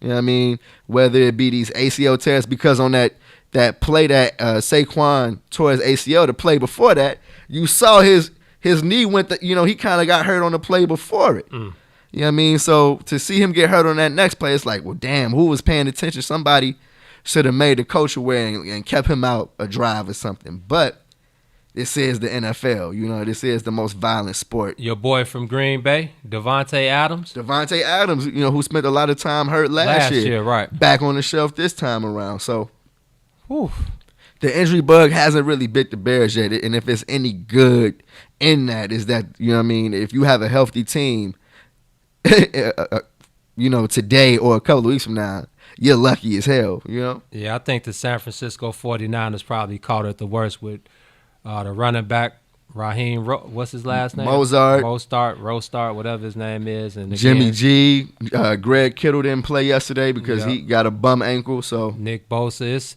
it's ugly for San Francisco, man. So I was telling the guys in the chat, man, you really got to have a screw or two loose to play professional football. Man, man, I thought it was interesting to comment on Hard Knocks from HBO, and a couple of the guys on the Rams were saying they hate week 1.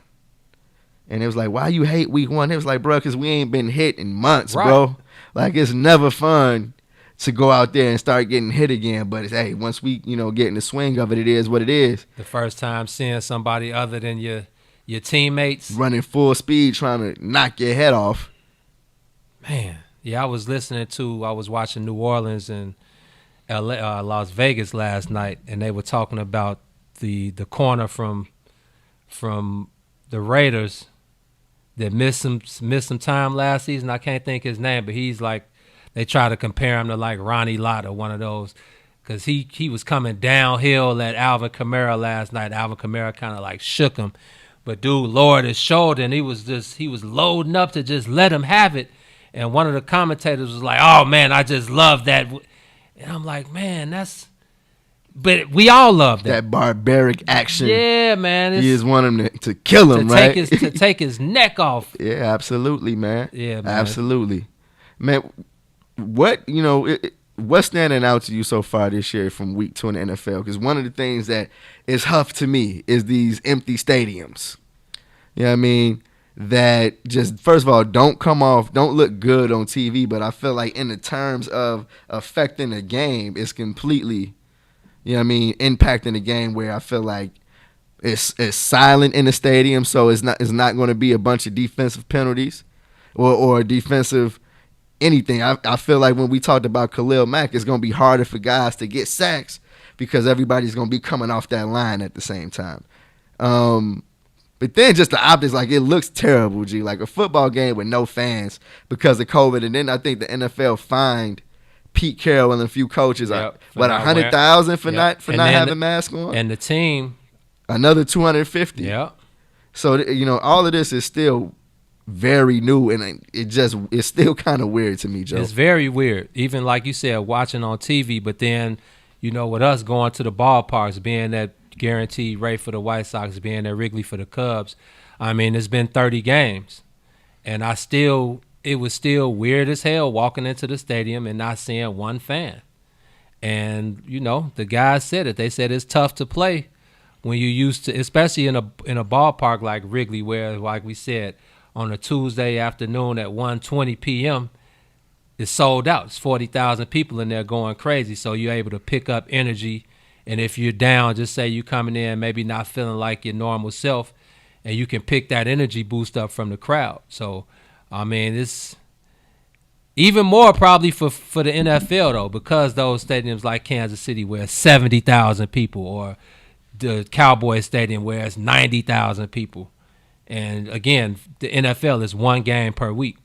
So those guys do all that work during the week to get riled up for Sunday, and then one of the main facets of the game is missing. So I'm pretty sure it's a hell of an adjustment for those guys. But at the end of the day, man, that's why you get paid the big bread, and you got to go out there and do your job, man. So it's been kind of funny to see the back and forth between the Bears and the city as far as them having fans. The Bears kind of lean towards the direction is like, hey guys, get ready. We feel like we're going to be able to have fans soon. Yeah, and then right. Here comes, Lori Lightfoot slamming the door on that idea. And then the Bears had to release a statement saying, yeah, we're working, hand in hand with this, with doctors to make sure that when the time comes, that it's a safe experience. But you think people are itching to get back to Soldier Field? Of course they are, man. Are you crazy? Yeah. Of course. COVID. Did you hear what Kirk Cousins said? Of course. I'm pretty sure most NFL fans feel that way. Even when it's going in the blistering cold, man, in a few months at Soldier Field, you think guys are going to be ready to go back to Soldier Field? Do you see fans at Soldier Field in below zero weather with no clothes on? Stomping, clapping their feet, 50 blankets over there. Yeah, I do. So, man, it's just the whole thing is interesting to me because,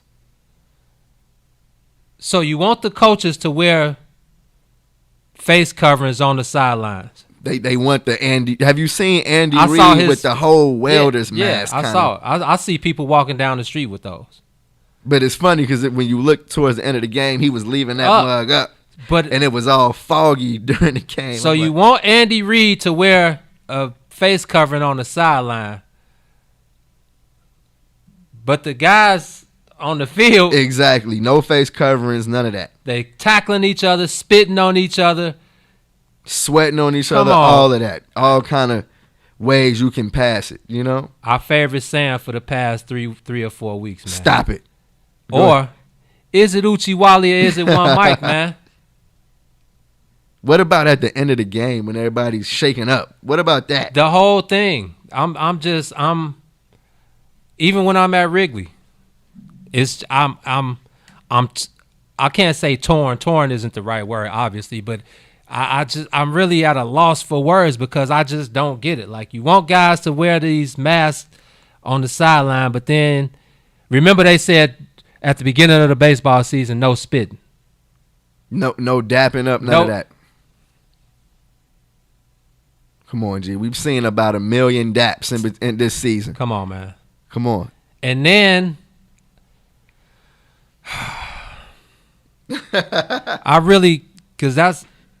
we have so many other conversations that could take place that we'll probably get to further down the line on the soil. But yeah, I don't understand these rules. I think there's something fishy going on with this whole coronavirus thing. What you mean by that? We don't have enough time today. Maybe we could designate an hour or so next time, and we can dig deeper into our thoughts personally about this whole situation. But just the optics, like you said, just you want the coaches to wear face coverings on the sideline, but and fining them 100,000 if they don't, and their team's another 250.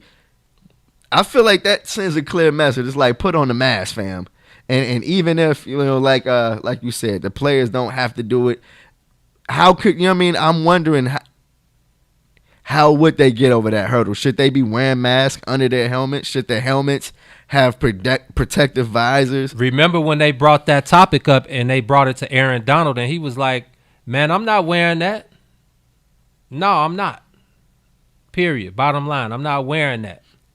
So the NFL is probably still playing with fire. You know what I mean? Come on. I feel like, you know what I mean, it's not out of the realm of possibility that we could see a stoppage of play, maybe a postponed game. We saw one in college football over the weekend. I definitely don't think it's out of the realm of possibility that the NFL could still. Now they hiding some positive corona tests, man. Hey, we talked about that off the air. I definitely think that that's possible.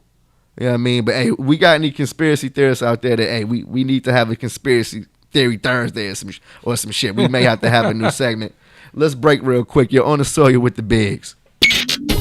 WIFTBPM. Shop at Black-owned and operated Solo Beauty, where you are appreciated and respected. Located at 8158 South Cottage Grove, Solo Beauty can supply all of your black hair care needs.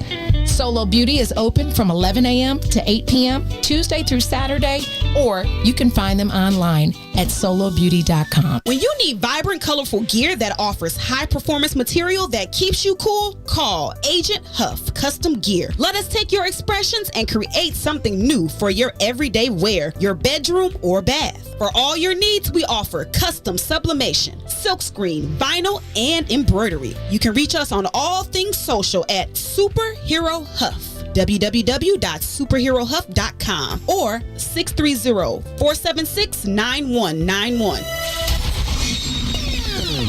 He is joining Chicago famous Mr. Rick Party.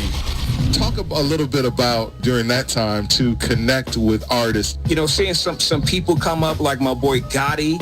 I remember Gotti back in the day from Chicago. Right.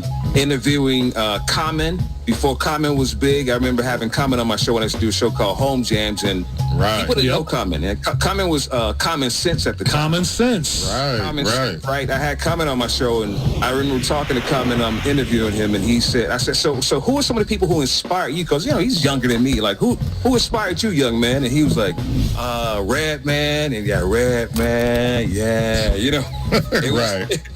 It was Chicago famous, 3 to 6, Monday through Friday, right here on What's in It for the Black People Media. Dame Lillard, and I'm rocking with the bigs. Hey, this is Jason Kidd, and we're rocking with the bigs. I'm Chris Bryant from the Chicago Cubs, and I'm rocking with the bigs. This is Mark Cuban, Dallas Mavericks. You're rocking with the bigs.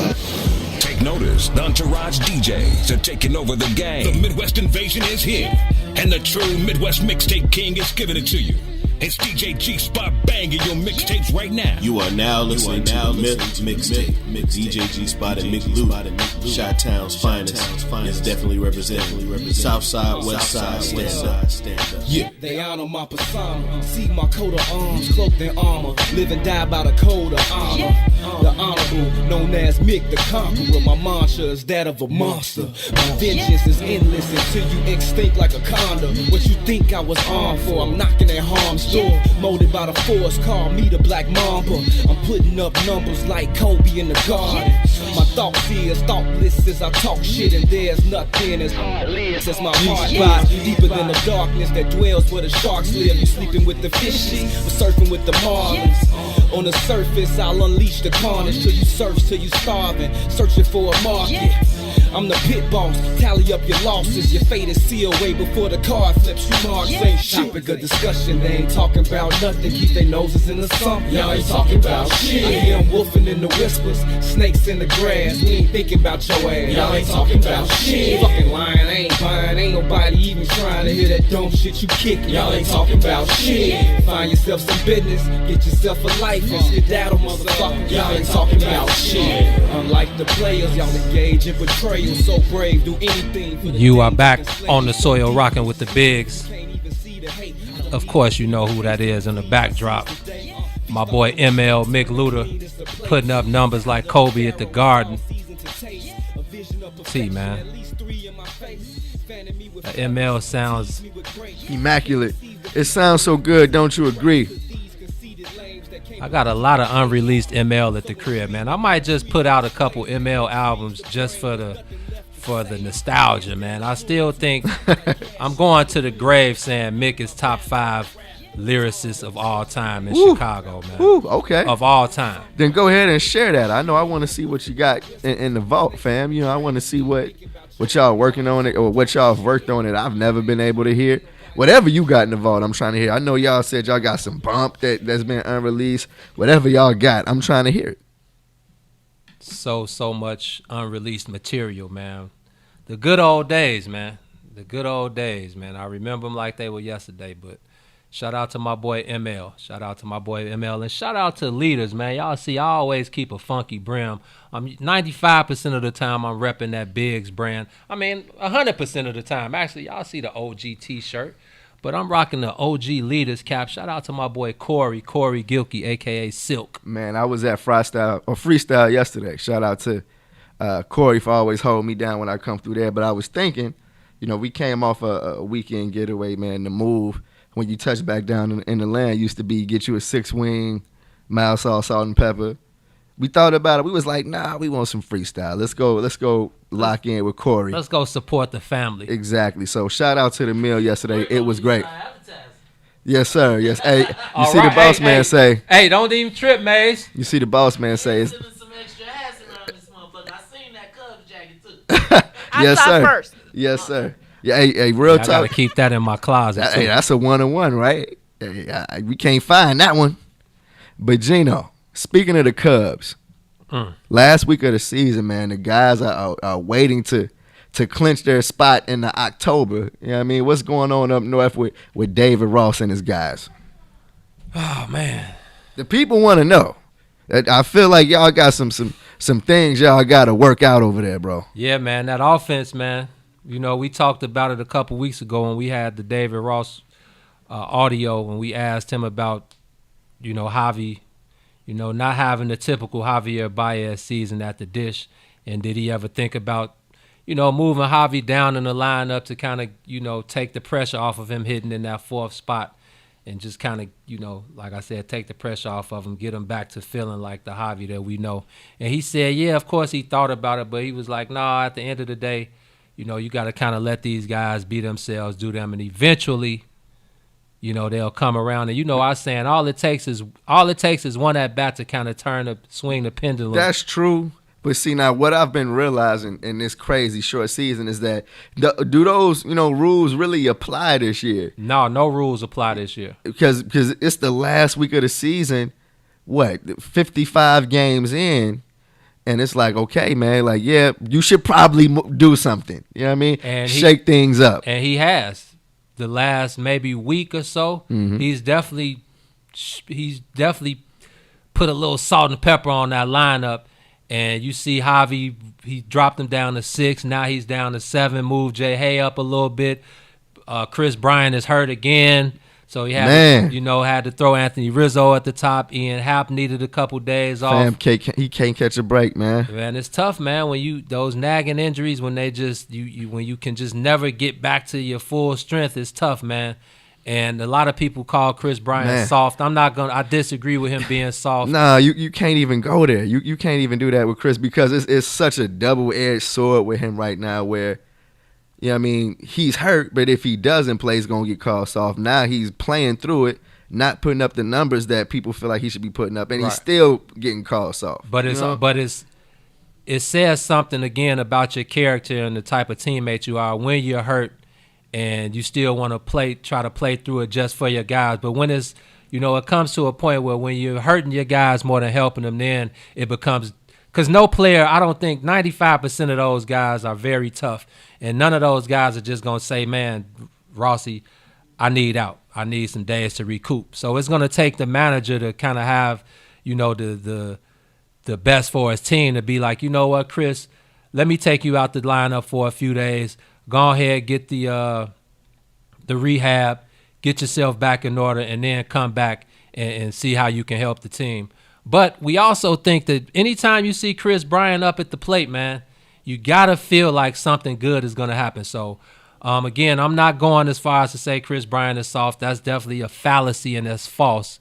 But the one thing I will give him credit for is, when he's out there at third base, he's played a great third base this year. It might be the best third base he's played since he's been a Cub.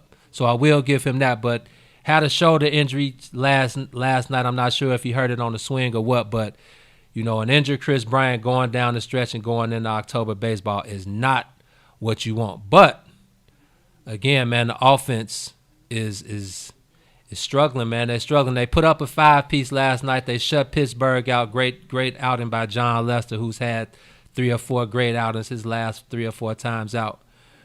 But something interesting this weekend. Actually, it was Sunday against the Minnesota Twins, and it was the top of the second, and Cave, I can't remember his first name, he hit a ball out to left field. Now, if you've been following me all year, I've talked about how huff Kyle Schwarber is as a left fielder.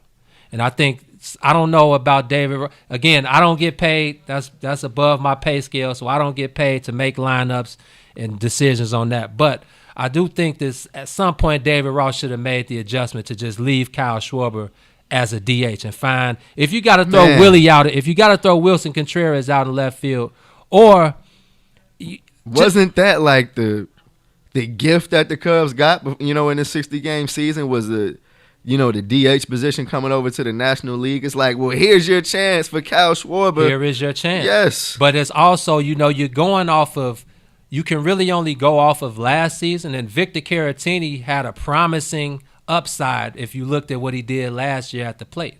This year it hasn't panned out, but I feel like David Ross has given him every chance to get himself going, but at some point, something's got to give, and I just feel like Kyle Schwarber should have been out of left field, been placed at the DH, and they find either you throw Willie out, if you want to play 2 catchers, which is, again, I'm not the manager. They do it on the south side with Grandal and James McCann, exactly. Right. But see, now they've been playing Grandal at first base too. Okay, and then they'll throw Jose at DH. Exactly. See, I feel like either if you want to keep both catches in the lineup, then you got to throw Willie out in left field. I mean, he ain't no worse than Kyle Schwarber in left field. Probably got a nasty arm. Oh, he got a great arm. Now Kyle Schwarber has a great arm out there too because he has a catcher's background. Yeah.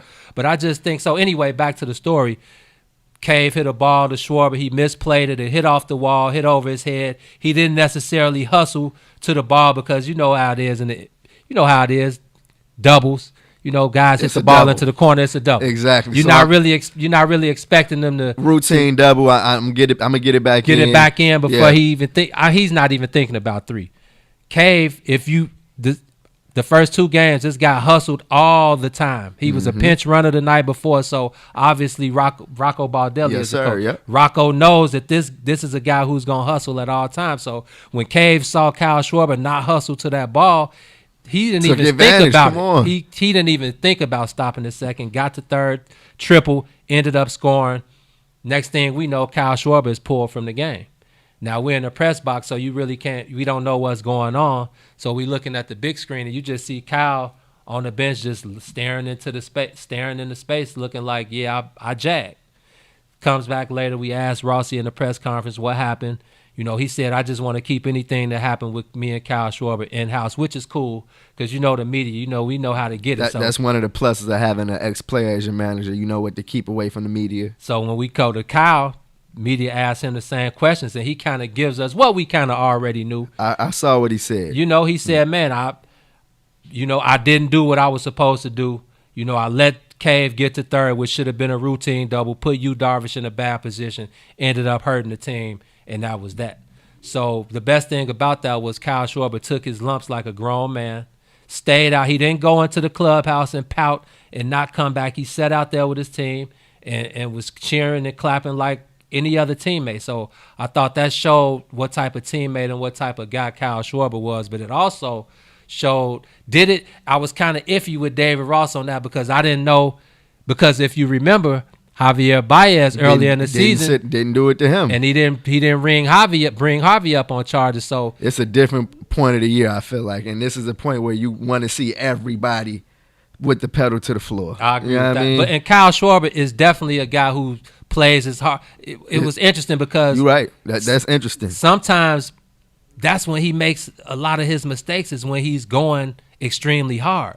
So you never want to, remember Joe Madden said, that was one of his things, you never want to take the player's edge away. It was like with Javi, it's like, do we tell him to stop sliding head first? Do we tell him to stop going so hard, trying to make catches into the stands? When that's in him, that's part of the reason he's there. Yeah. Exactly. So with Schwartz, man, again, I just don't think he's that good of a left fielder. But at this point, he is who he is. David Ross is going to keep him out there. And the best thing about it was they both just chalked it up. Schwartz was right back in the lineup. You know, my favorite saying, best part about baseball, beautiful part about it is coming back in less than 24 to do it again. You got to flush that one down the toilet, come back ready to play. Schwartz came back last night, had 2 hits, a double up in the gap, the right center gap, scored 2, and it was just like it never happened. So hopefully when you see things like that, that can be a guiding force to kind of push the guys forward. And like you said, man, coming down the stretch, bro, 5 games left with a 4-game lead. They up 4.5 right now. 4.5 game lead. You would think that they're sitting pretty in the driver's seat, but you never know, man. That's why this, again, man, it's crucial that you play clean baseball and you're playing your best baseball going forward. And you know, I said, because I'm a fan as well as a writer for the team, and I know the ins and outs. You know, those guys are tough. They have the championship background. They know what it takes. So I'm not necessarily worried about them offensively going in because it's a clean slate when you get to the playoffs. It's definitely a clean slate, but as we both know, it's about who's eating at that time. You feel me? Agree. Who's hot and the matchups, because definitely matchup dependent. If for sure. and we can get to the Sox after this, but it's interesting because if the playoffs started today with the new, you know, the way they set it up with this year, where there's 16 teams, 8 teams in each division, the Dodgers are the best team in the league, but they will have to face the Reds, man, and the Reds ain't really a team in a 3-game series when you got to face Sonny Gray. Anything can happen. That definitely. pitching staff they got is nasty over there, and that ain't an easy end for the Dodgers. So absolutely, like you said, going down the stretch, it's all about winning these games and where you finish and who you play in that first round, because also you'll probably face a team you haven't seen all season. You know what, man? When it comes to the Cubs, and I want you to let me know if I'm going too hard on them. You know what I mean? But I just feel like I don't see that hunger. No, you're not going too hard. I don't see that hunger from those guys. You feel me? I feel like they maybe smell their own shit too much. You feel me? Like, you know what I mean? Where they feel like it's, you know, one of those teams where they feel like they got an on-off switch and they could just turn it on at any time. When I feel like if they learned anything over the last 2 seasons is that they don't have an on-off switch. You feel me? And I personally would be interested to see what this team would look like in a full MLB season. You know what I mean? Because I feel like around 60 games for the Cubs, they sleepwalk through that. For the last 2 or 3 years, that first 60 games has been like a sleepwalk for them. You know what I mean? So for that to be the whole enchilada this year, I feel like it has presented a weird dynamic to them, because I feel like some players like Jason Hayward, Ian Happ, have embraced this and come out on the side where they're having some of the best years that they've had as a Cub. Right. But then guys that rely on, I think what you say, as far as we know we got that championship pedigree, we know that we're going to have a clean slate when it's, you know, come October, we're in the playoffs and we had this hot start. But I don't know what else they have to lean on besides that championship pedigree, because most of the guys that you think that would be having good seasons are having terrible years for the Cubs. Like, they're really being carried by some unusual suspects right now. Right. Is that going to be enough come playoff time? Like, is Ian Happ and Jason Hayward, are those guys being your best players enough for the Cubs? No way. It's definitely not. And, again, just, you know, it's funny. Baseball is like the ultimate – it's like the ultimate team sport, but it's like the ultimate individual sport as well. You know, it's mano y mano. You at the plate. You know what I mean? And they like to talk about, like we hear a lot this year about, because a lot of guys' numbers around the league are down. But this is a numbers league. This is how you get paid in the off season. Mm-hmm. And a lot of those guys' numbers are very, very It's like, bad. how you going to explain this when you sitting up there with the Ricketts? It's all about entering that. And they're crunching those numbers. That postseason, man, it's all about, like I said, just playing clean baseball, getting everything right these last few games and having a whole new slate come playoff time. Again, like I said, you're probably going to face a team you haven't faced, so you don't get to make the quick adjustments. You're going to have to make them in 3-game, 7-game series if you get there.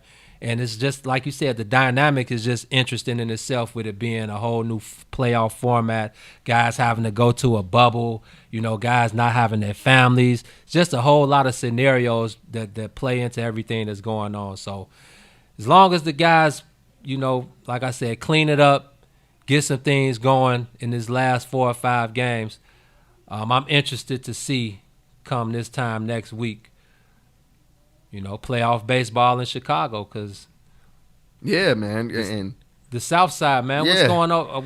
What's going on over there, man? You know what? We were together Thursday when they went on and clinched the playoff berth. It was their first playoff berth since 2008, and it was a great feeling. You know what I mean? We know that we're going to get some White Sox playoff baseball this year, and we haven't had it in a long time. I'm ready for it. I'm excited. But since then, they've gone 1-3.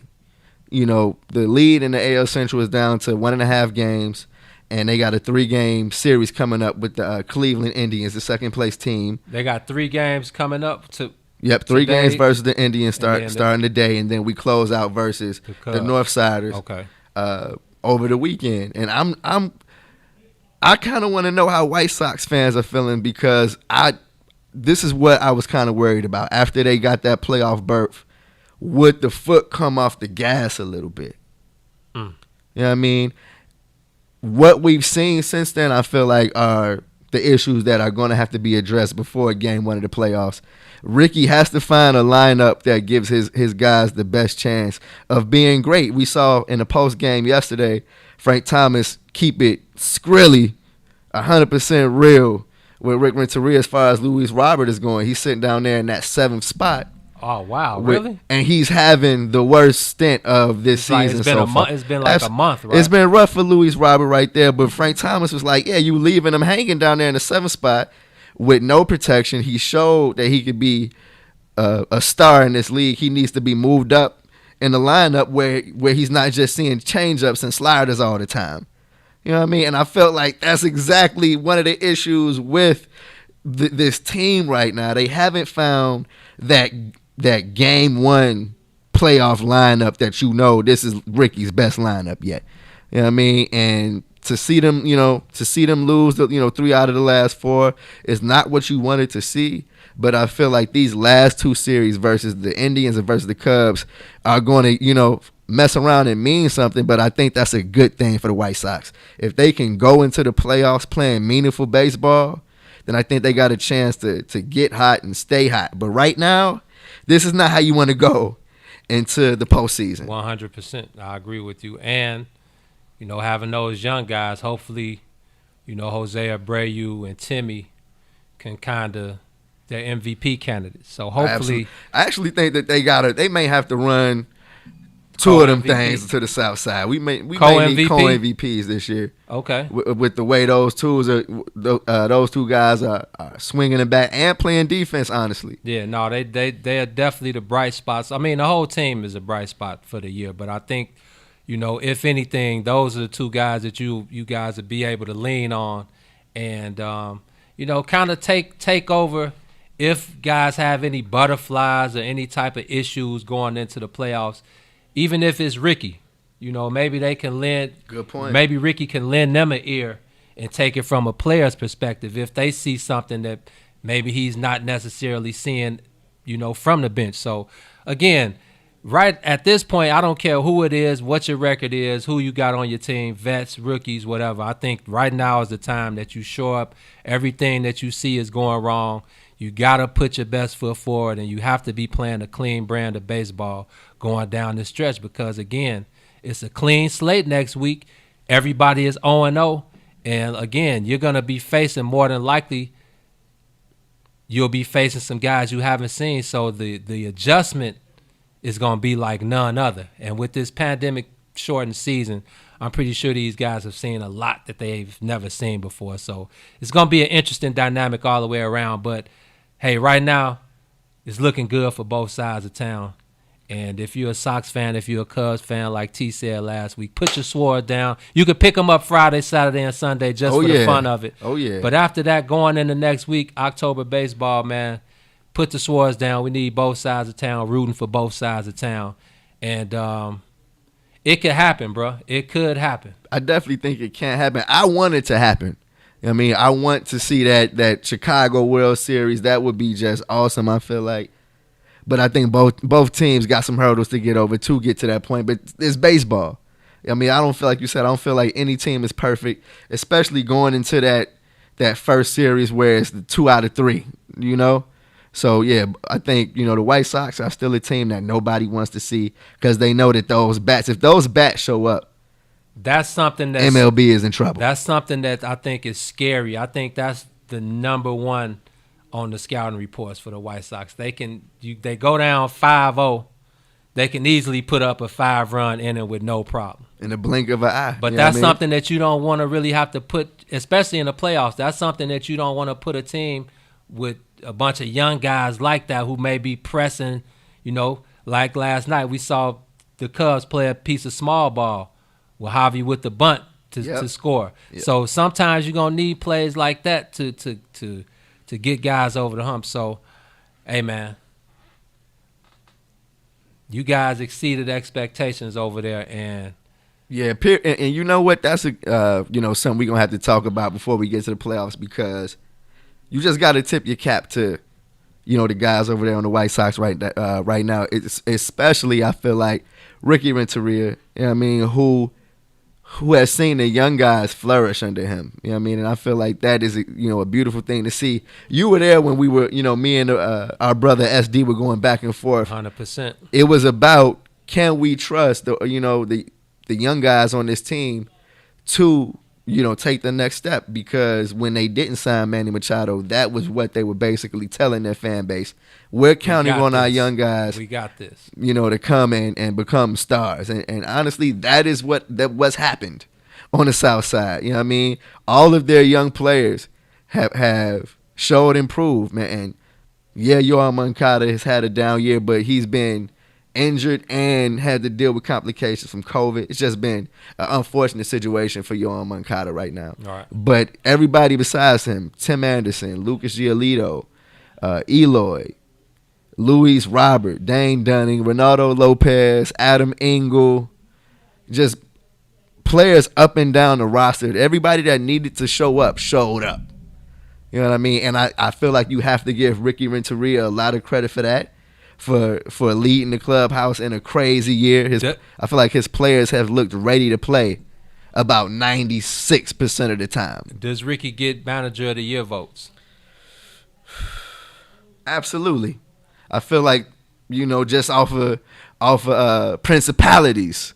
Yeah, you got a team that went from third or fourth place in the division to, best record in the league. Best record in the American League. You got to look at Ricky Renteria as one of the best managers this year for sure. But you're also looking at Rick Hahn, with what he was able to do to this roster, bringing Luis up, signing Dallas Keuchel, bringing Yasmani Grandal over. You got to tip your cap to the White Sox who've been able to build something that the fan base feels can last. I feel like the best thing about this year is that it feels like it's not a one and done type situation where if they don't make it to the promised land this year, then they have a great opportunity to do it next year. Right. And that's way more easy to say than done because things like injuries and other teams, being hot and everything. So you want to go ahead and go as far as you can this year.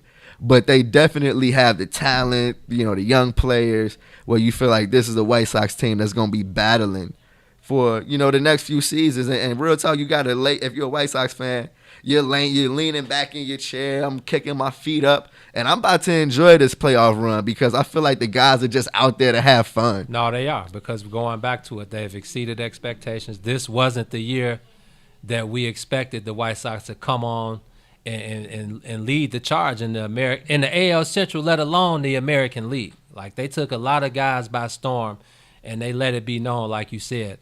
Hey, if it don't happen this year, we got guys locked in for the next 7-8 years that are gonna lead our charge. So I'm with you, man. I'm looking forward to seeing those guys put up a great playoff performance. If they fall short, oh well. It's a lot of great baseball to be played, and they represented the South Side well. You know what? And I feel like that's cool to say, but at the same time, you know, hey, this may be the only opportunity. And that's crazy because ain't that how this works? Yes, man. Hey, this may be your only opportunity to go win it. I feel like those guys in that locker room get that. And it ain't no asterisk. No asterisk. Come on now. If this is, I feel like, and I kind of have backed off of the fact that this may be an asterisk kind of season. No. You know, this is baseball for you. You know what I mean? Hey, like this postseason has the potential to be one of the best that we've seen.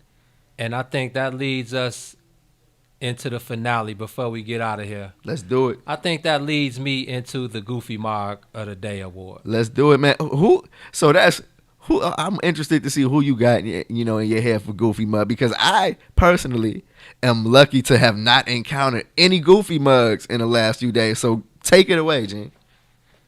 Well, seeing as though I really haven't been interested in the NBA bubble play since we were talking about asterisk seasons, I really haven't been that involved in the NBA bubble play outside of, I really only watched for Dame Lillard. So when the Portland Trailblazers got eliminated early, I kind of called it one. You haven't paid attention in a couple weeks. I don't have a choice but to pay attention because this is what we do. But as far as my fandom, I feel you. Yes. I'm not really involved in it like that. But I gotta say that the Goofy Marks, because this is plural. Okay. The Goofy Marks of the day are the Denver Nuggets, man. Okay. There's absolutely no way that you let Anthony Davis get that shot off Kobe for a game. If you've been watching, and I'm sure they have because they're in the bubble. They don't have anything else to do but watch film and watch each other play. Anthony Davis has been a certified killer from outside. He's been a certified killer the whole playoffs, but especially from outside. And he had just made the shot from there to play before. Absolutely. And I feel you. What the hell was Mason Plumlee doing? And that's interesting because I feel like that's a topic that we're going to have to discuss at some point. They were following the most valuable player on the Lakers. They stuck with LeBron.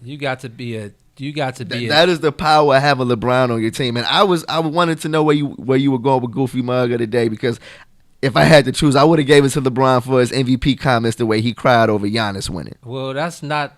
That was extremely huff to me. That's atypical of LeBron James, man. He was tight. Even though that the NBA MVP is a regular season award, Giannis was averaging 30, 14, and 7, season, and they had the best record in the league. That's the MVP. But see, now the conversation became LeBron ain't even the most valuable player on his team, and I think that's just too far. It depends on what you mean by most valuable, because if you look at the numbers, AD running the numbers game for sure. He's leading at every impactful stat category. But I do agree with you, though. It's like if it wasn't for LeBron, AD has put these numbers up wherever he goes, but the impact of it is different having LeBron James on the team. So I agree. But to end this conversation, man, before we bring on Chicago Famous with Mike Love and the Diz. Legends. There's no way that I let Anthony Davis. I let LeBron get that ball and beat me from a mid-range with 1.9 left. What is LeBron going to do with at the point that he was on the floor? I feel you. You got to, come on, guys. And Mason Plumlee, he should be brought up on charges because he points. He's following AD, points at him, and Goofy Mark of the day, Denver Nuggets. You guys should be tied up 1-1. It's 2-0 now. It's over with. With that said, Gino, that's another installment of On the Soil with the Big. Shout out to our What's in It for the Black People family. We got to get up out of here so our family members, Chicago Famous, can come in here and do their thing. Get ready for Mike Love and the Diz. It's T. The man next to me needs no introduction. Hey, we got the Maze Jackson Show. We got the Book of Dawn. We got Salim's World. We got I Said What I Said. We got Triggered with Mike. We got Chicago Famous with Mike Love and Diz. But you already know you are on the soil, rocking with the bigs. Until Thursday, which is my birthday, May's gonna have a gift in me. Let me get this straight. Who's this on the birthday line? Come on, Mike Love and Diz. We need Gino guest starring on the birthday line Thursday. Till then. Only 300,000 stars. Till then. Love, man. Peace.